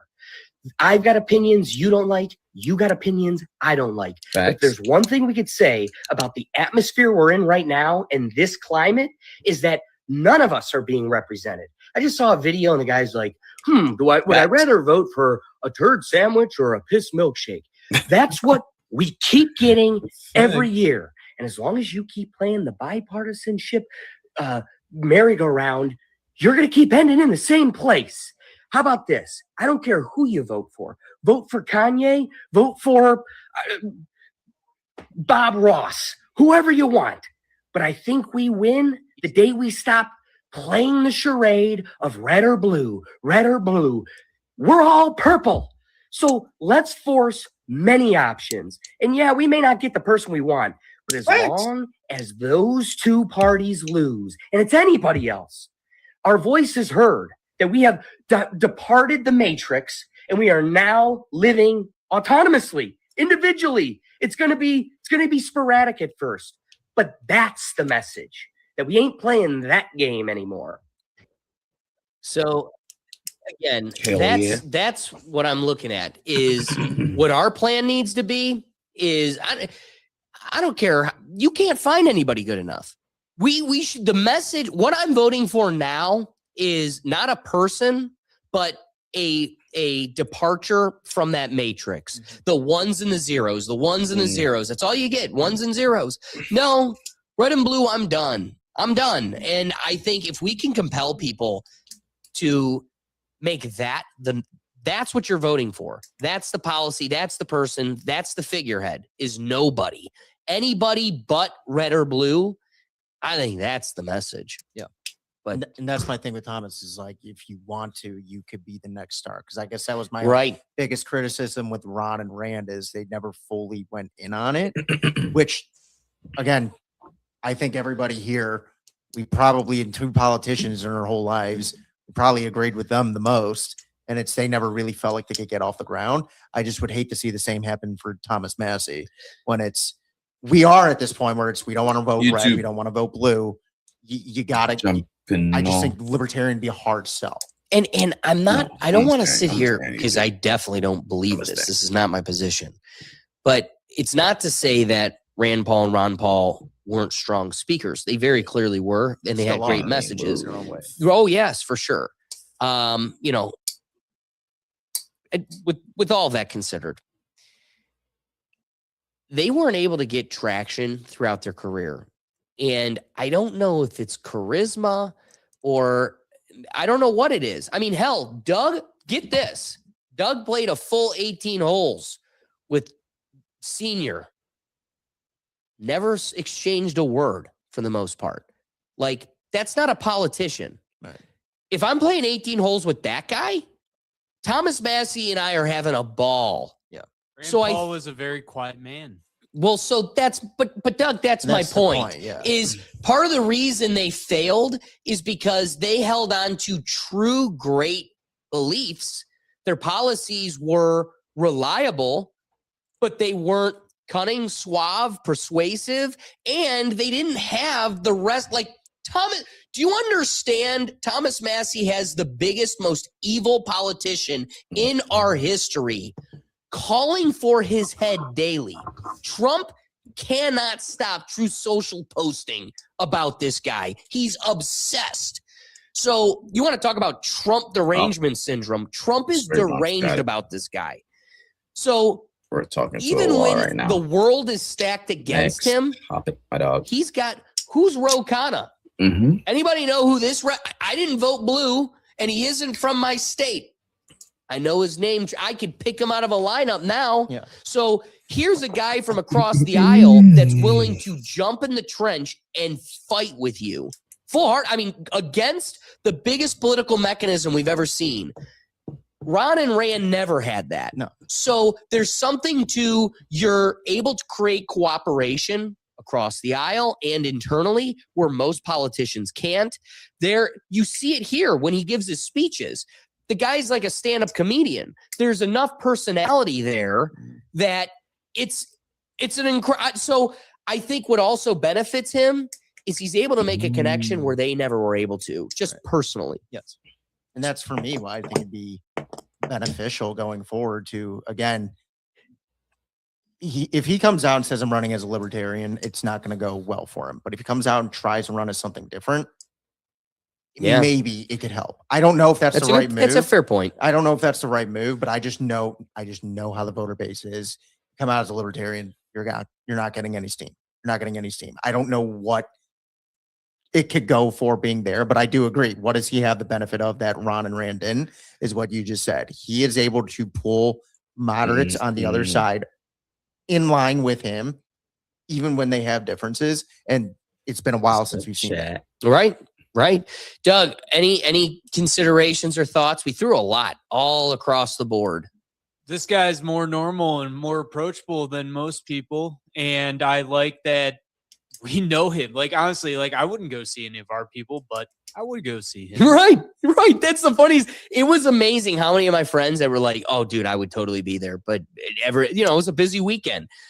Ricky, and as somebody that really doesn't live in the world, as we kind of throw you in the deep end, what are your impressions? Likes, dislikes? What are you seeing? I fucks with him. He talks about good shit, Second Amendment, pro-life, care about food. I care about that, and care about putting people in jail for the PDF stuff, Right. And again, I look at Trump and I go, where's the miss? Yeah. Is paying Lutnick laughing next to you? Yeah, I'm cool with me. I'm also all about less government interference, man. I'm all about that. Well, and like the criteria he gives, I'm looking at first, can we afford it? No. Then I'm going, is this a state issue or a local issue? Because if so, we shouldn't even be talking about it. I mean, right there alone, is anybody else in the room using that checklist? No. Not really, no. Yeah. So, I mean, it's a shame.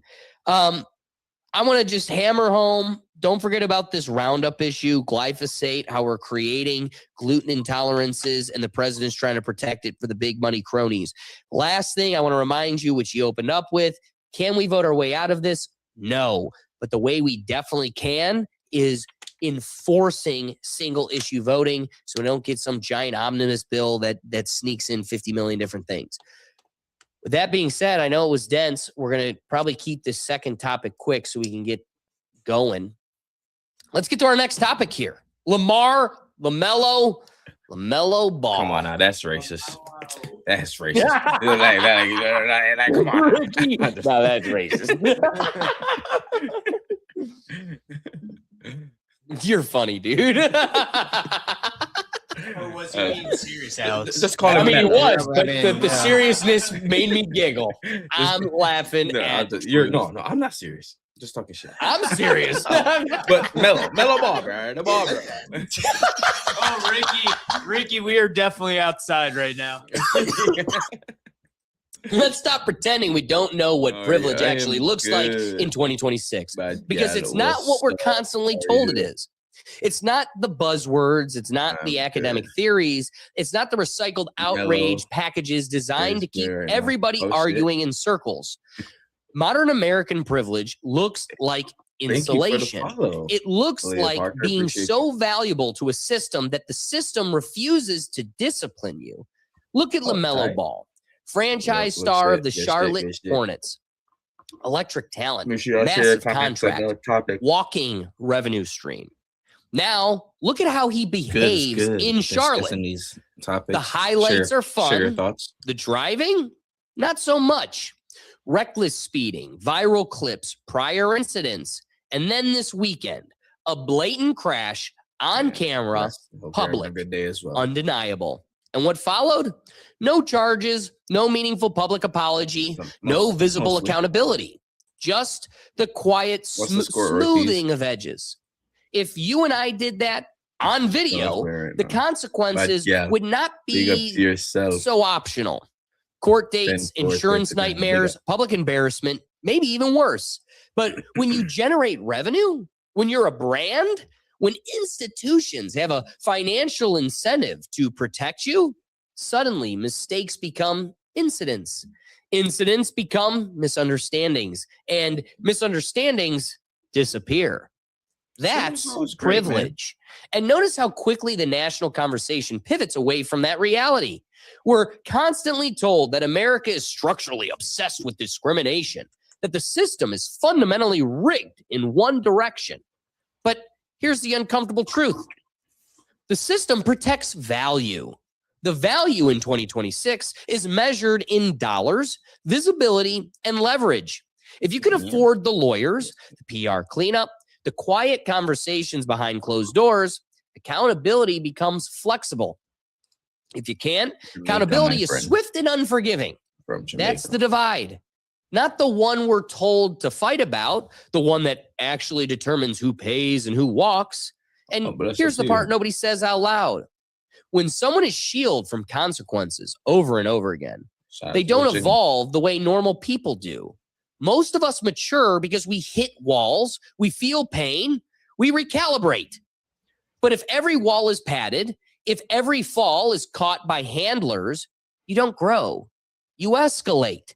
And then years later, when another celebrity implodes or crosses a line even further, we act stunned.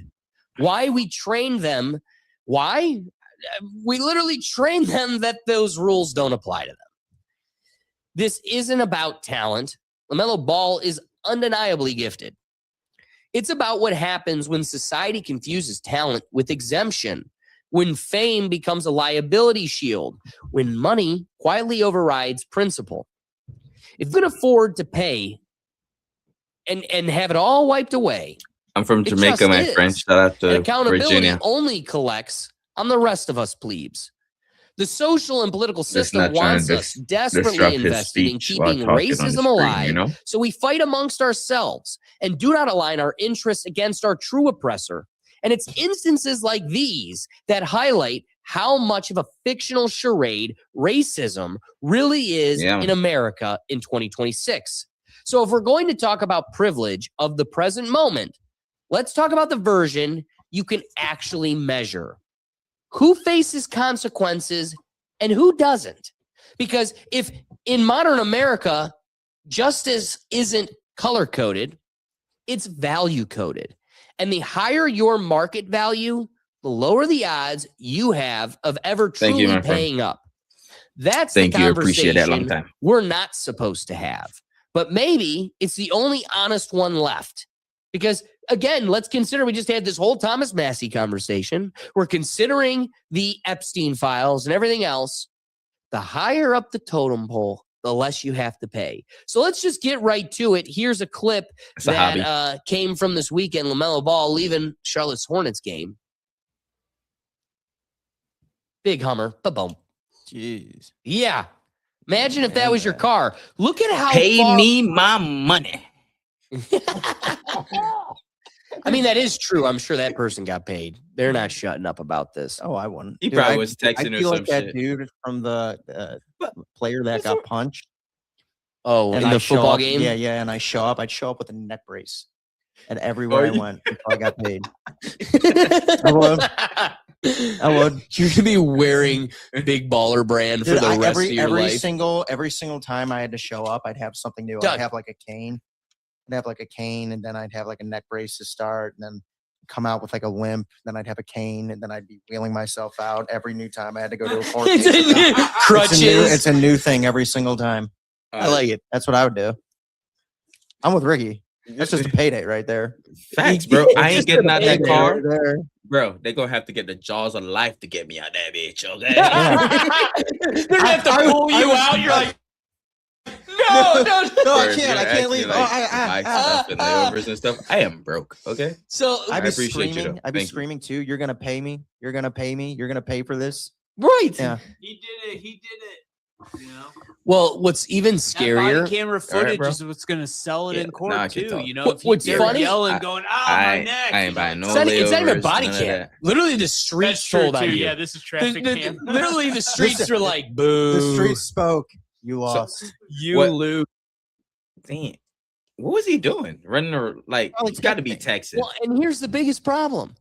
That's what I was going to get to next. The fact that LaMelo literally has a reputation for being a menace in Charlotte. Like, I could have bored us with clips on clips of people in downtown Charlotte that's like, oh no, a game's out. Everybody run and hide. LaMelo's driving home. Thank you. Have a wedding. I'm sick with That's it, your boy. Thank you, reputation, though. bruh. Like, this happened this weekend, but your reputation is you almost hit people on the crosswalks in a car every week. His reputation precedes him. But You got it. His It reputation is he's on the road again. It He's does on go the through road like again. it's the money thing, bro. That the newer generation like don't give no fuck. Like if they have it and they think they can pay their way out of it, they don't care. They're just going through life, main character. But even more so, Ricky, like you and I and everybody in this room, we've all done stupid things as kids. You know, growing up, we did things that we regret, true, don't Ortiz, regret, you're but probably so shouldn't right, have bro. done plenty of it. And he's being cheated by, like, Doug was sitting, Doug and I went all the way out to a while away. We went and had what was it? The dirty biscuit?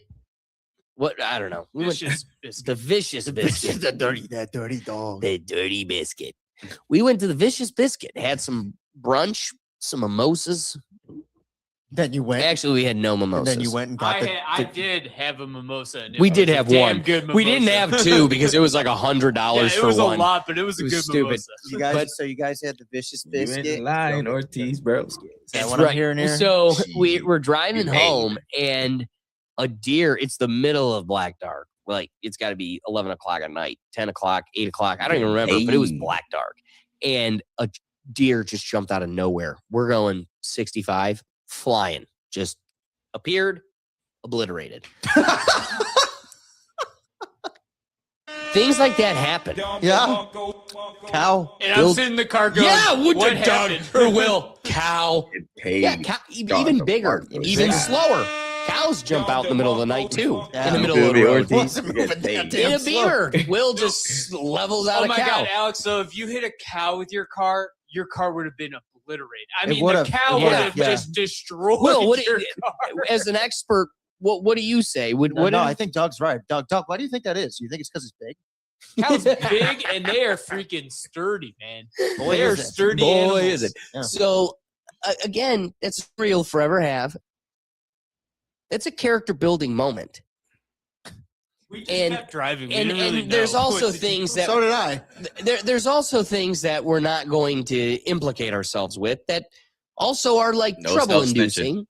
And Music was loud. yeah, that was it. That was the extent of it. hear And it. I mean, Doug, think of college. These We've got niggas, plenty of right? those stories. And it's one of those. I guess Good times in the past, you know. in the past, but you needed to survive them. to build the character. Mm-hmm. LaMelo's he's being cheated out of those opportunities to grow from these moments because it just keeps getting taken care of for him. Alex, real quick though, couldn't you say that for any famous athlete or person of young stature? Dude, they get away with LeBron. Isn't that part of the problem? LeBron could have gotten away with murder. Wait, can we agree? I have friends that have gone Jack totally Doherty, sober and they're living their high life. Rid of everything. Figuratively only, not literally, because they're totally sober. And it is funny when you look at giggity. I totally forgot now. Doug, what were you saying? What did you just say? That like athletes or young people with stature as a whole could get away, and then I mentioned LeBron could get away with murder. Yeah, and they even LeBron's statue, bro. Like streamers, bro, they're getting away with so many BS just because they have a little status. Even more bro. modern. I was thinking more general across all time. Athletes is the one you think of, but you're right. Modern day streamers. Myles Garrett's flipped like 2 or 3 cars since he's been a Cleveland Brown. Didn't one of the streamers like hit somebody with a car? And killed him. Clavicular killed the guy. Got away with it because now he's best friends with Peter Thiel at Palantir. Yeah. It's kind of how it works. Sell your soul and you can get away with anything here. I mean, eternity is a long time after. Well, I mean, look at Shador. Shador shows up and gets in trouble right away. Just saying. Forgot he had 2 speeding tickets in like a month. And again, only speeding tickets, but again, like push under the rug. Right. 2 in 1 month. I'm sorry, but maybe you should lose your license. I mean, but that's the point. Is this is second? This is second accident in 1 month. No, Shador Sanders had 2 speeding tickets in 1 month within like 2 months of being here in Cleveland. It was like in successive weekends. He got caught like 50 it was miles multiple over. weekends in a row. He got caught. When I look at these situations, like Doug keeps bringing up, like young people were able to get away with it forever. That's true. Chuck, let me finish, please. Because I keep forgetting my thought because literally every time I'm trying to talk, it gets cut off by you. And me. The fact that I don't even remember.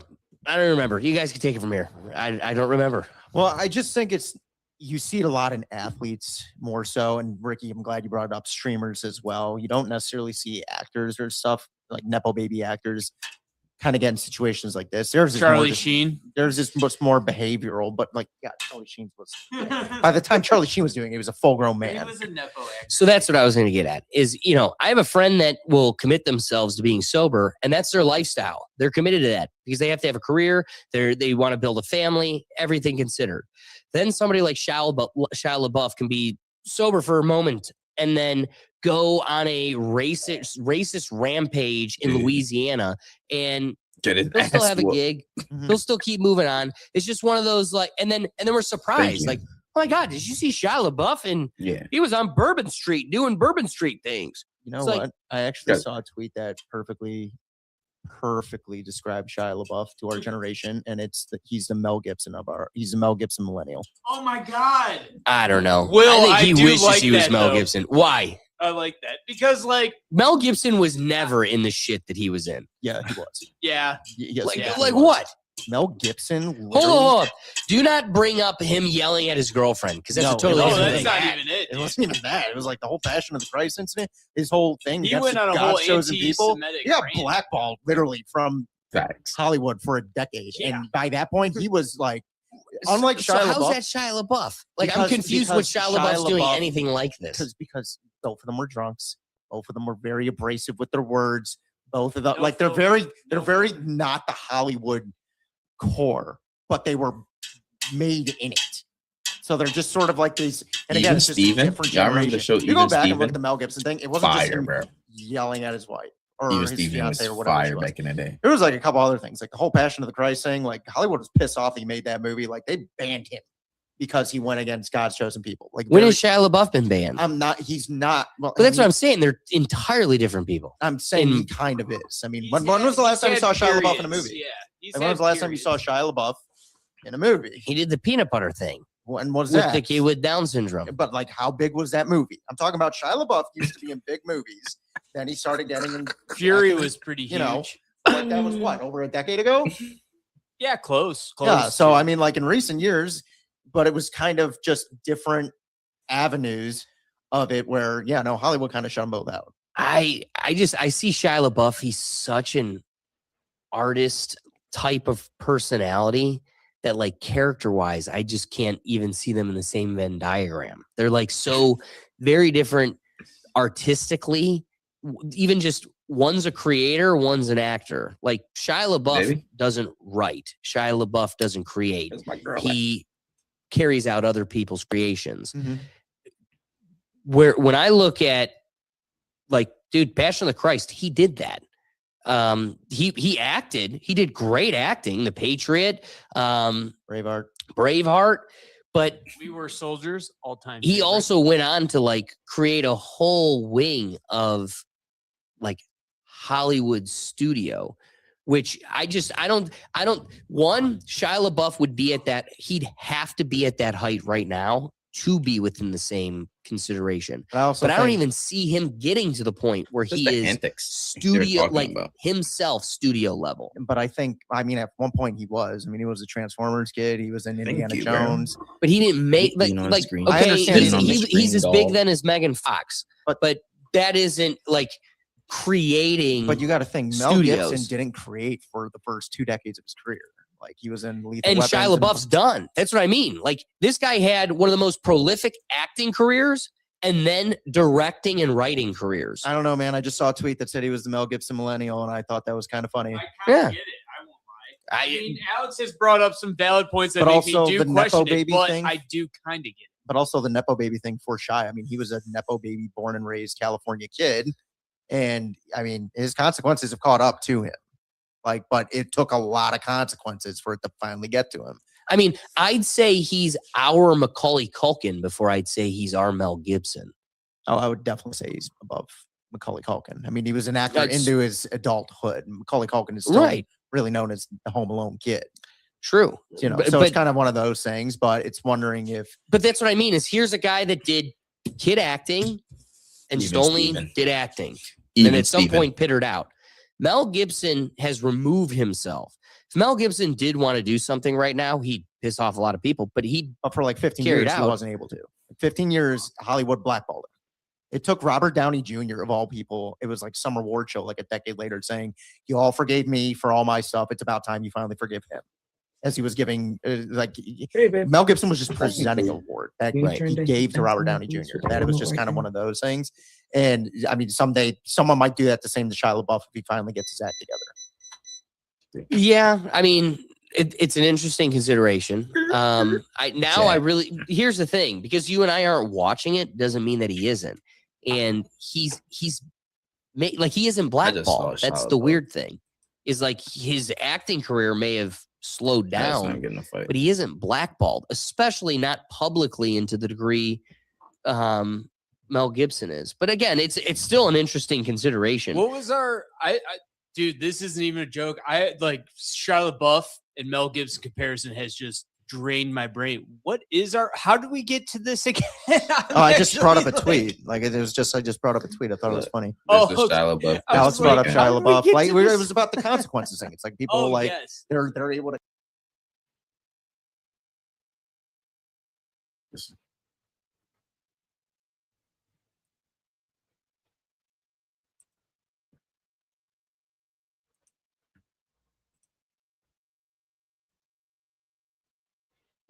This is Shia LaBeouf last week.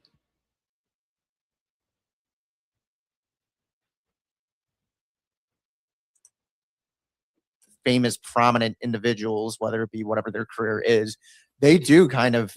I mean, hell, my guy Baker Mayfield got arrested in college for public intoxication. 6 months later, he went #1. So you know, like there is, and the video of Baker getting tackled was hilarious, right? But like, it's one of those things where, like, if we run from the cops and get tackled, we're on probation for at least a year.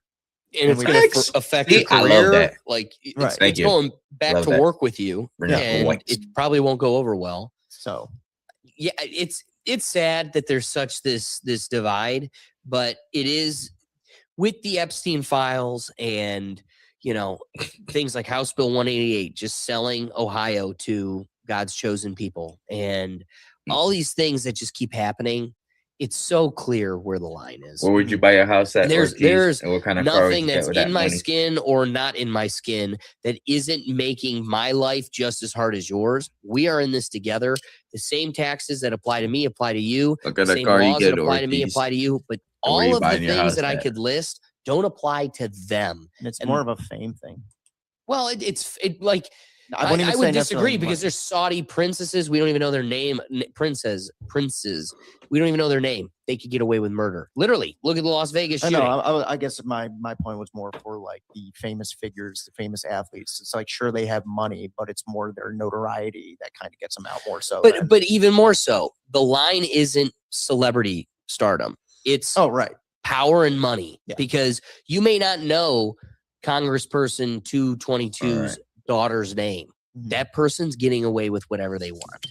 So it's whether we know them or not, the line is the one. It's so Bernie and it's so cliche, but there is 1% that has it all, and it's at the behest of the rest. Yep.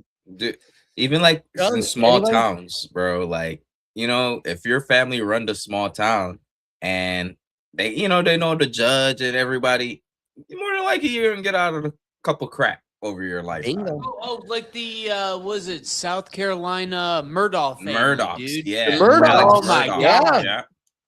That's exactly it. Perfect example. And that's exactly a perfect one to end off on, that the Murdochs are no different than the balls. And when you totally distill melanin from it all, it's money and power. That's the divide. Anybody else? Any rapid thoughts? Let's get to our final topic. Last conclusion that I have for us here. So you're good, Doug. You're good. So here's the uncomfortable takeaway. Privilege in the modern America isn't about identity anymore. It's about insulation. It's about how far your value extends beyond your behavior. It's about whether institutions see you as replaceable or too profitable to punish. When a regular person makes a reckless mistake, the system corrects them swiftly. Fines, court dates, insurance hikes, consequences that sting just enough to teach restraint. But when someone becomes a walking asset, when they generate ticket sales, sponsorships, headlines, engagement, accountability becomes negotiable. That's the real divide. No left versus right, no black versus white. Not oppressed versus oppressor. Valuable versus expendable. What part and of the more valuable you are to the powerful institutions, the more flexible the rules become. That's not a conspiracy, it's incentive structure. If we want a serious conversation about fairness in this country, we have to stop arguing about narratives and start examining incentives. Who benefits from protection? Who pays when mistakes are made? Who gets padded walls? And who hits the concrete? Because until consequences apply evenly, talent will be confused with exemption. Fame will be mistaken for character, and growth will be optional for the people most shielded from it. That's what modern privilege looks like. And if we can't admit that, we're not really serious about justice. We're just serious about the story. All right, let's get to our last topic here. More than anything, I don't have any media just to present the story. Let's talk about tech headlines that sound like pure science fiction, which seems to be the theme every time we bring up science headlines anymore. Yet it just hit the real world with very real dollars behind it. Apple has just announced what's being reported as its second largest acquisition ever.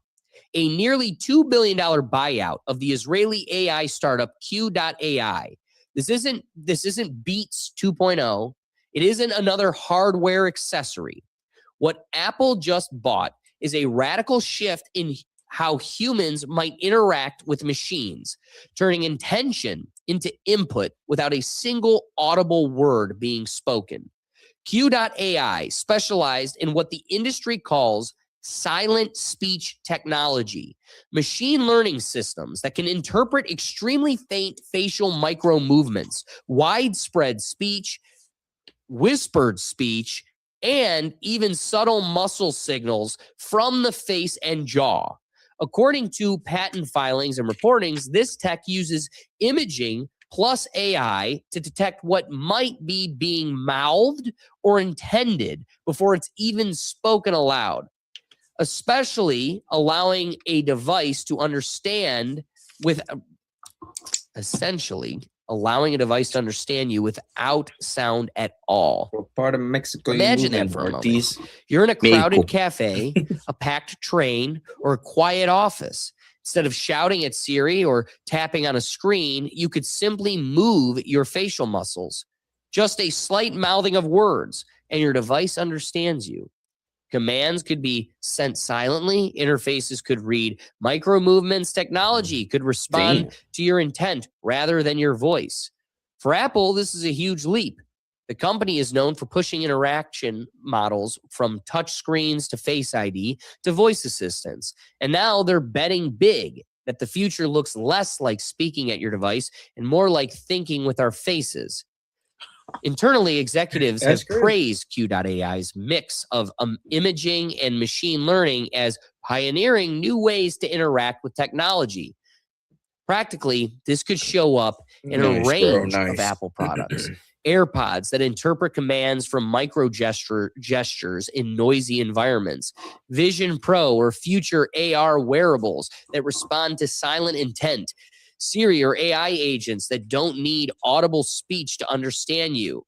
Accessibility enhancements for people with speech impairments or mobility restrictions. But let's be honest, when you start teaching machines to read micro movements, the conversation stops being purely about convenience and starts being about privacy, agency, most importantly, control. Because reading facial cues, especially nonverbal ones, is a lot closer to anticipating thought than just interpreting sound. So some observers have already raised concerns about the implications of devices that can infer what you're trying to communicate before you even speak it out loud. Whether you see this as a breakthrough in human-computer interaction or a slippery slope toward increasingly intimate tech surveillance, one thing is clear, Apple isn't just buying technology, it's signaling a direction. The next stage of AI isn't going to wait for full sentences, keyboard taps, or spoken commands. The next frontier might be silence. Dude. Somewhere Helen Keller's in her grave. That's crazy. I missed the best of times. I was gonna say, that's a hell of... I thought of her the whole time. I was like, somewhere that woman is rolling in her grave. See, well, that's funny. My first thought as soon as Alex started talking is, okay, I understand the disability side, but my immediate thought was, okay, so now any camera anywhere will know what I'm saying without a mic being near.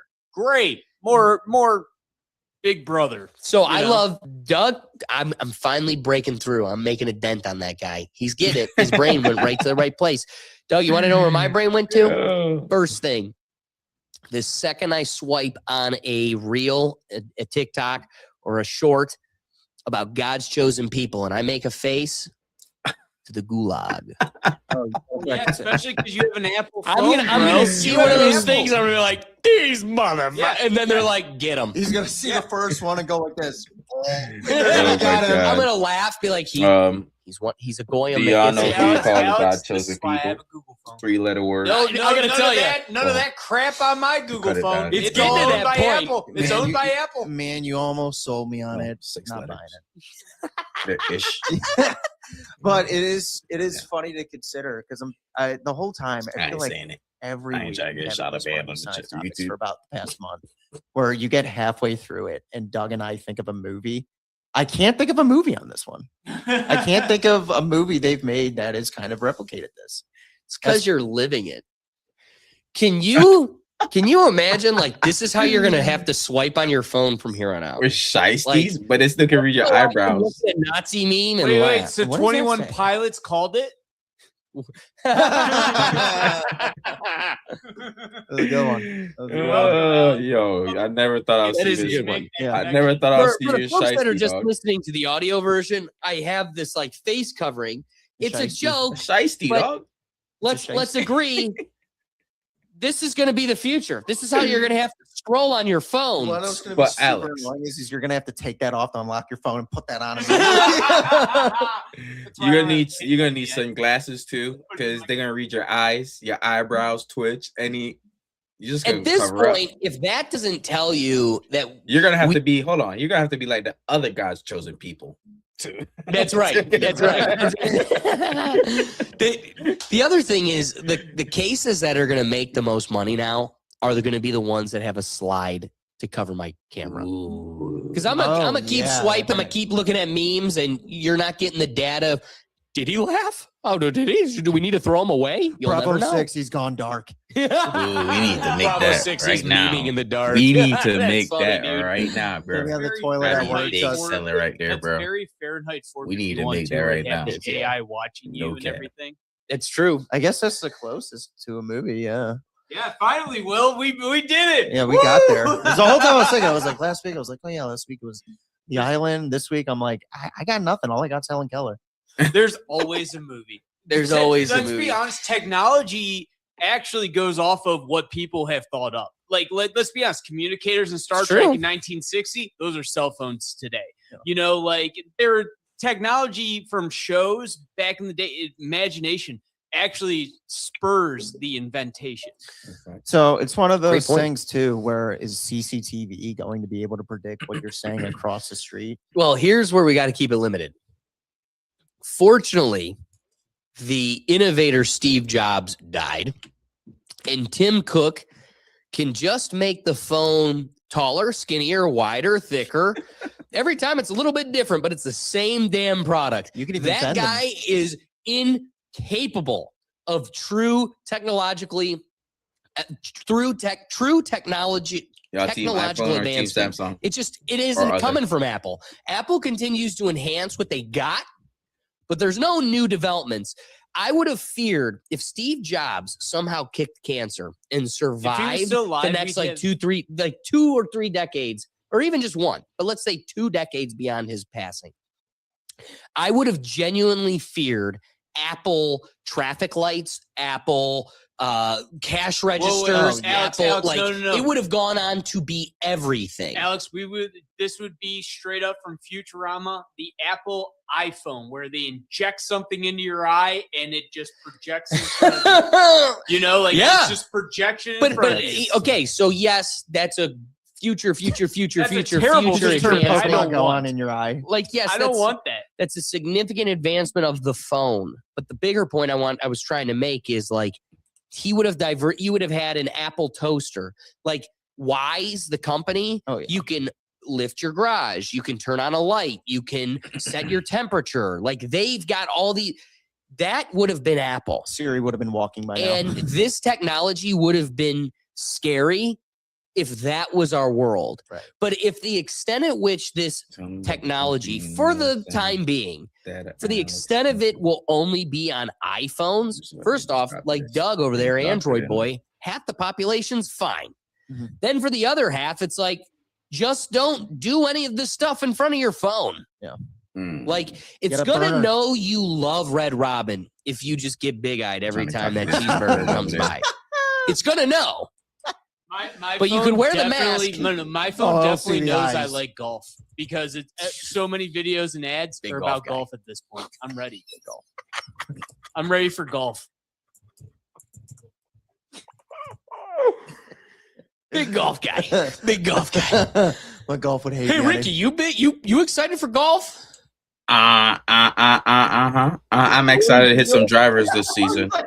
I am quite excited to hit some drivers and possibly not break a company's vehicle and not get hit in the ass. UPS would love that. Oh my god. So, Ricky, you are still the most unique experience I've ever. The thought of the traffic light one, so that would terrify me. Imagine Right. it just like flipping on its own. Well, and at some point, Because it's going like to get to that. you're in someone's in a car chase, right? But you're just let me go over here Pedestrian. and drop it in the pedestrian civilian driving, and it immediately goes to like red, so you stop and it freaks you out, and then the drop car it in their hits you. comments for you.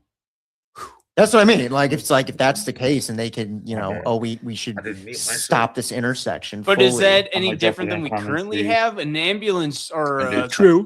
drives No, through, but my biggest point is an Apple light, traffic light is going to be having cameras. It's going to be monitoring. It's going to have, how about this? Washington, D.C. has the most cameras per capita than anywhere in the world. I didn't know that. Makes sense. But look at like Amazon Prime's technology or Amazon's technology, where they use it in their factories to monitor how long people are taking breaks, how long, where people are going. And it's just like an AI that follows the employees. That's in the corporate world. I dropped it That's in our chat future. over here for you. See? On their YouTube channel. I dropped it in chat. Honestly, just one. What's the Q stand for? Oh, good question. QAnon. Quantum. Quantum. AI. Yeah. That's dumb. No, it's Glenn Maxwell over there on Reddit going Q, Q, Q, Q, Q, Q, Q. Yeah, no. Actually, I like that. I just QAI of all the ones we've They done. target low income and Quantum they AI. kind of money float for in. data. It's like QAI. Did you pick up on who sold it? So that comment I just told you on my side of the chat, sorry, they said that that company, they target low income people, low income households, and pay you for your data. Well, that's fun. And they'll do it. They'll be like, I ain't got nothing to hide. And then they'll do it. And then we're cooked. It starts there. So he's asking, Ortiz is asking, what's your thought on that? I just find it humorous, the idea of them looking at memes, like them watching you look at memes and go, this guy. Well, directly addressing your thought about like them targeting low income. So we just had a whole episode where power is creating a vacuum of necessity. Like, why are you targeting low income people beyond the fact that they need it? Like, you are taking advantage of people's disparity. The sickest part of the situation is it's a disparity the system created. Right. That totally intentionally. Yeah. So that way they could control and they know, look at us. We're comfortable. We would never. So now we need to make people that are, let's make them less comfortable to where they need it. Yeah. Because those people deep down don't want it. They'd happily spit in the face of this consideration if they were comfortable. So that's why we intentionally make people desperate and uncomfortable so they can throw themselves into these situations where, hey, you had the autonomy. You chose to do it. I didn't have a choice. You've created a lifestyle where I'm desperate and in need. Yeah. Anybody wrapping thoughts? Anything else? No, it's just another weird new technology that's just quiet. Like, I didn't know anything about this topic, and it's just out there. Dude, another AI thing that I didn't it's know. Exponential. Yeah. So it's like I'm trying not to have this show totally consumed and taken over by AI in the new developments. But it's like that is the future. It is taking over. Perfectly said, Doug. And imagine there's no way to. Oh, I was just something stupid. Sorry, y'all serious. I was just saying, imagine being in a relationship. You can't even scroll past nothing anymore. Just like briefly, like Last thing you want is one your eyebrow fiance to be behind the. The second she gets her hands on this technology, you're cooked. Alex, I work for a software company. Even we don't really want AI involved for the most part because it's like you have to feed information into an AI. And that means you're giving away your information to that AI, which is why, like, we are focusing on finding an AI company that won't spread our data to the public AIs. And that's so incredibly hard to find because every AI, the basis is you feed it in, everyone gets access. It's like, no, we don't want to feed our proprietary information into something that we have no control over. Perfectly said. No, it's so true. Mm-hmm. So true. Do we have time to do the wheel? What do we think? I mean, Ricky? See what the wheel lands on, I guess. Yeah, let's do it. Let's do it. Let's click over the wheel. That's not bad. If it's a game, cool. Wiki sometimes gets a little crazy. But the wiki might be fun. All right, guys. Thanks for. Oh, wait. Hold on. Yeah, switch that back over, Alex. All right, it's game time. It's wheel time. Wheel time. Right. Wheel time. Let's see what we land on for wheel time. Live shows to get you involved. Oh yeah, you can go on there and be part of the topic. You go to rethinktank.com, submit your video, your topic can go on the wheel. It's interesting. Well, because- Alex, real quick, man, Yes. if you don't want to go with this, I saw Ricky put into the chat that someone from his chat asked about Nielsen data analytics. I don't know if we want to talk about Nielsen. Yeah, maybe let's do that. So, Ricky, what do you got? No, that's what he said. That was earlier, but that's what he said. Nielsen is targeting low-income household to sell their data. Oh, okay. Yeah, brilliant. Nielsen, way to go. Hey, yeah. Person in the chat. Good topic. Yeah. So I'm curious. You guys are gonna have to tell me. Did we do this one? Legal immigration. Damn, I wish I'd have read this before. They just talked asked me about that. My it fault, to Ortiz. such a great My extent. fault. My fault. I fumbled this one. I didn't read this one in time. My fault. Let me switch from. I was gonna say when it landed, I was like, did someone else Click. It's a legal Sorry, gang. I had to switch legal over. Immigration. Is that the cracker? Oh. It's the wiki hole. Oh, okay. I thought it was. Can we do it? I have a fun one. Yeah. What are you thinking, Ricky? I'm here. I just got I'm here. I just got to get my notepad. All right, get your notebook. Get your notes. As you prepare, I'm going to tell the folks the whole purpose of the way we play down the wiki hole. The game we like to play here on the show. The game, the way we play, is I pick a significant figure. They could be dead, they could be alive, they could be fictional. And you can start. I'll be right back as well. Sorry. Actually, no, they're all real people. That's the case.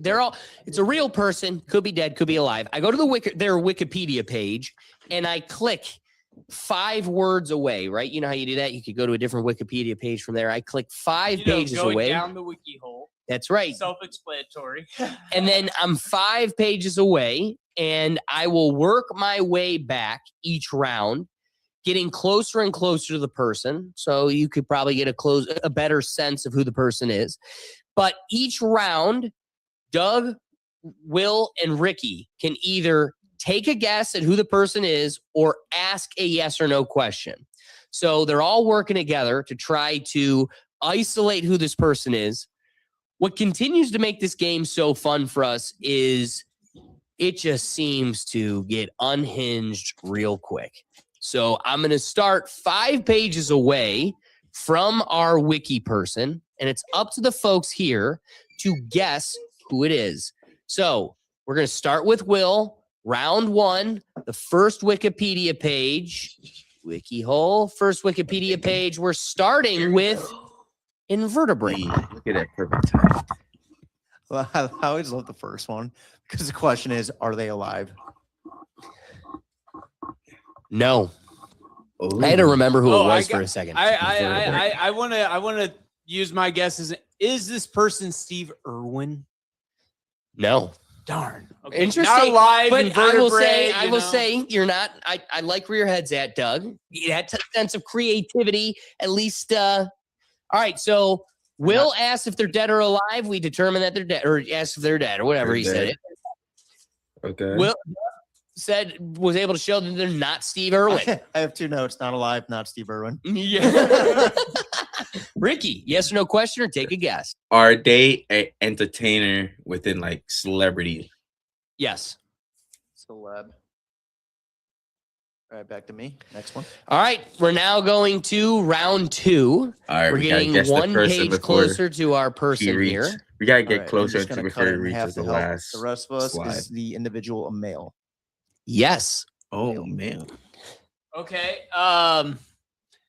Is this person Walt Disney? Not Walt Disney. Darn, because Brain, the page, you know? for those that are listening, the page that we're on is Brain. And of course, Doug is looking at a brain in a vat and he just goes, Walt Disney. Yeah. His head's in a freezer. Yeah, exactly. Why did I not assume that? I like it. I'm liking the creativity you got here tonight, Doug. Ricky, yes or no All right. question or take a guess?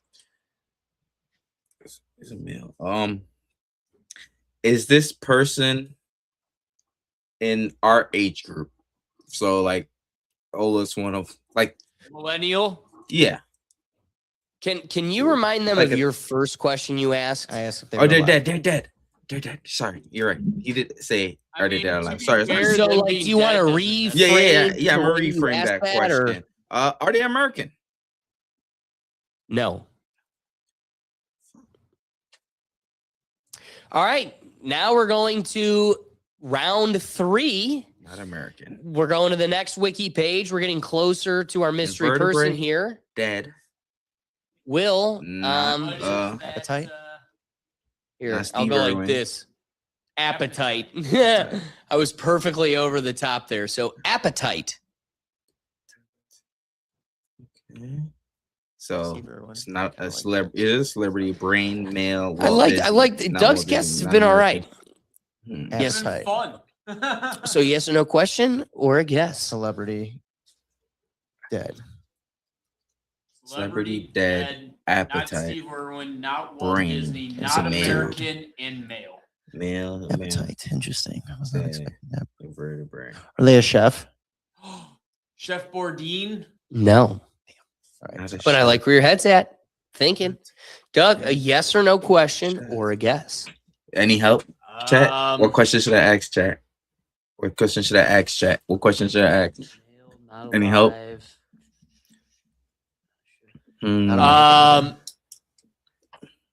Is this person known for acting?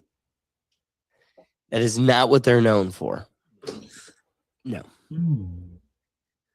Ricky. Yes or no question or a guess? Just a random guess. Is this Kurt Cobain? No. Good guess. The brain thing. Oh my God, that's funny. I won't lie. That's But Kurt Cobain Bro. Kurt Oh Cobain my was God. American. Brain and fuck then you. I Appetite. got appetite. Brain and an appetite. All right. Well, I guess we got to go to our Dan, next any round. help, We chat? got one more following this. One more Chat, set come on of now, guesses help. following this. Any help? Any So, guess? We got one more this slide is after the this. page before our person. Cannabis. Cannabis. And they're not American. Starting with Will. Does kind of screw up my thought They're process. Yes not or no American. question not or a a chef. guess? Appetite. Cobain. Not American. Brain, I know male. what my thought process was. Invertebrate. I'm gonna just say what my thought process was going out Dude. there. This one kind of threw me, is I don't know if this individual partook in cannabis. I know this person is not alive, but it actually makes it worse because this person is American. But I was thinking serial killer, maybe like a Jeffrey Dahmer. And I was like, okay, maybe because appetite. But he's an American. But I He's think he's an American. American. Bob So Marley. Oh, Bob Marley's an American. No, he's not. He's Jamaican. Jamaican, dog. Get it right, Will. Jamaican. Is Come he on. Bob Marley? Even Ricky's over there Come on, agreeing with Is me, it Bob Will. Marley? It's Yeah! Bob Marley. Doug got got it. over here going, he's American. Dude, he is not. Come on. Ricky, face tell it. him. Hey, Ricky, Doug. tell him. Doug, I'm gonna pull Bro, a you. I Doug. fucking won. You guys Yeah, we didn't won, win. but Doug, So Doesn't suck it. matter. I Suck gave it. it to you. Suck Doug, it. bro, Doug, this is how you need to be, bro. Like, I Yes. fucks with this. Yes. Dog. Yes. Yo, Whole Doug, time I was shout like, out all right, to I like, you, I like the my way we're brother. moving. We're moving. When Doug's locked in and not throwing a He temper won. tantrum, Once we got he's to good. cannabis, and he's not American, and he's dead. What? My immediate thought was Snoop Dogg, but he's alive. So Snoop Lions, person of I would interest. not think of Bob Alex. Marley. You know, Come on, people. we That should have was knew this. easy. It's Black History Month. We expect Alex to pick somebody black. And represent for the Black History Month. Well, I need you to know, I've been sitting on Bob Marley a fat minute. I would have thought Ricky would be sniffing this one out quicker than Doug. No, I had no clue. Cannabis? I wasn't even Oh, for thinking. sure. Literally, as soon as we got to cannabis, I was like, it's got to be Bob Cannabis Marley or was Snoop what Dogg. screwed up me But because Snoop I don't know Dogg's why I alive. was so embedded in serial killer for a second, and I was like, I was No, I thinking don't like, Okay, I'm not trying to coach you guys on how to beat my game, but like your first couple rounds need to be the genetic. Nobody asked if he was black or white. I That didn't ask would've that this changed time. all my your game. questions were That's around- usually my question. Didn't need to. My bad. I know. Usually wait till we get to didn't need Ricky. to. We didn't need to. I got it. Ricky, without Doug. even getting Doug it. is so. Hey, live I love on it. this Doug's high horse, gassed. Doug. Chicken You are dinner, Capitan. bitches. You Doug, are we the didn't motherfucking need captain, to. Doug. Oh, Captain, my Captain. You know how this goes. Tell the folks where to find you. And then you should probably tell them about your Thursdays on your channel. Yeah, man. Thursdays, we have the Stoner and the Scholar Show with high takes, legal facts, and real world dilemma. Me and Alex be out there chilling and dropping gems, man. Dropping gems for y'all. And Just Another Day TV, we be streaming everywhere, all platforms. We're outside. We're always outside. And streaming from your mama's underwear. It's crazy. With everything being considered, we appreciate you joining us. We made you laugh. Chat. We made you think. The best thing you can do to Spinning support what stream, we're dog. doing here is like this episode.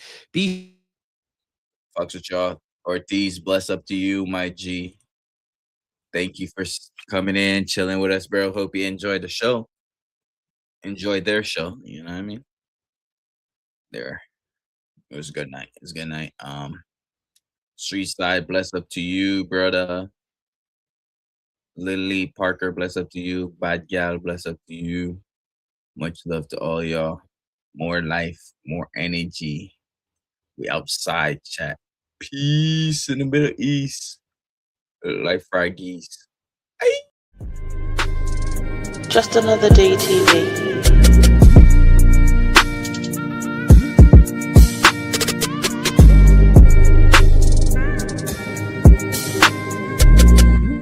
Just Another Day TV.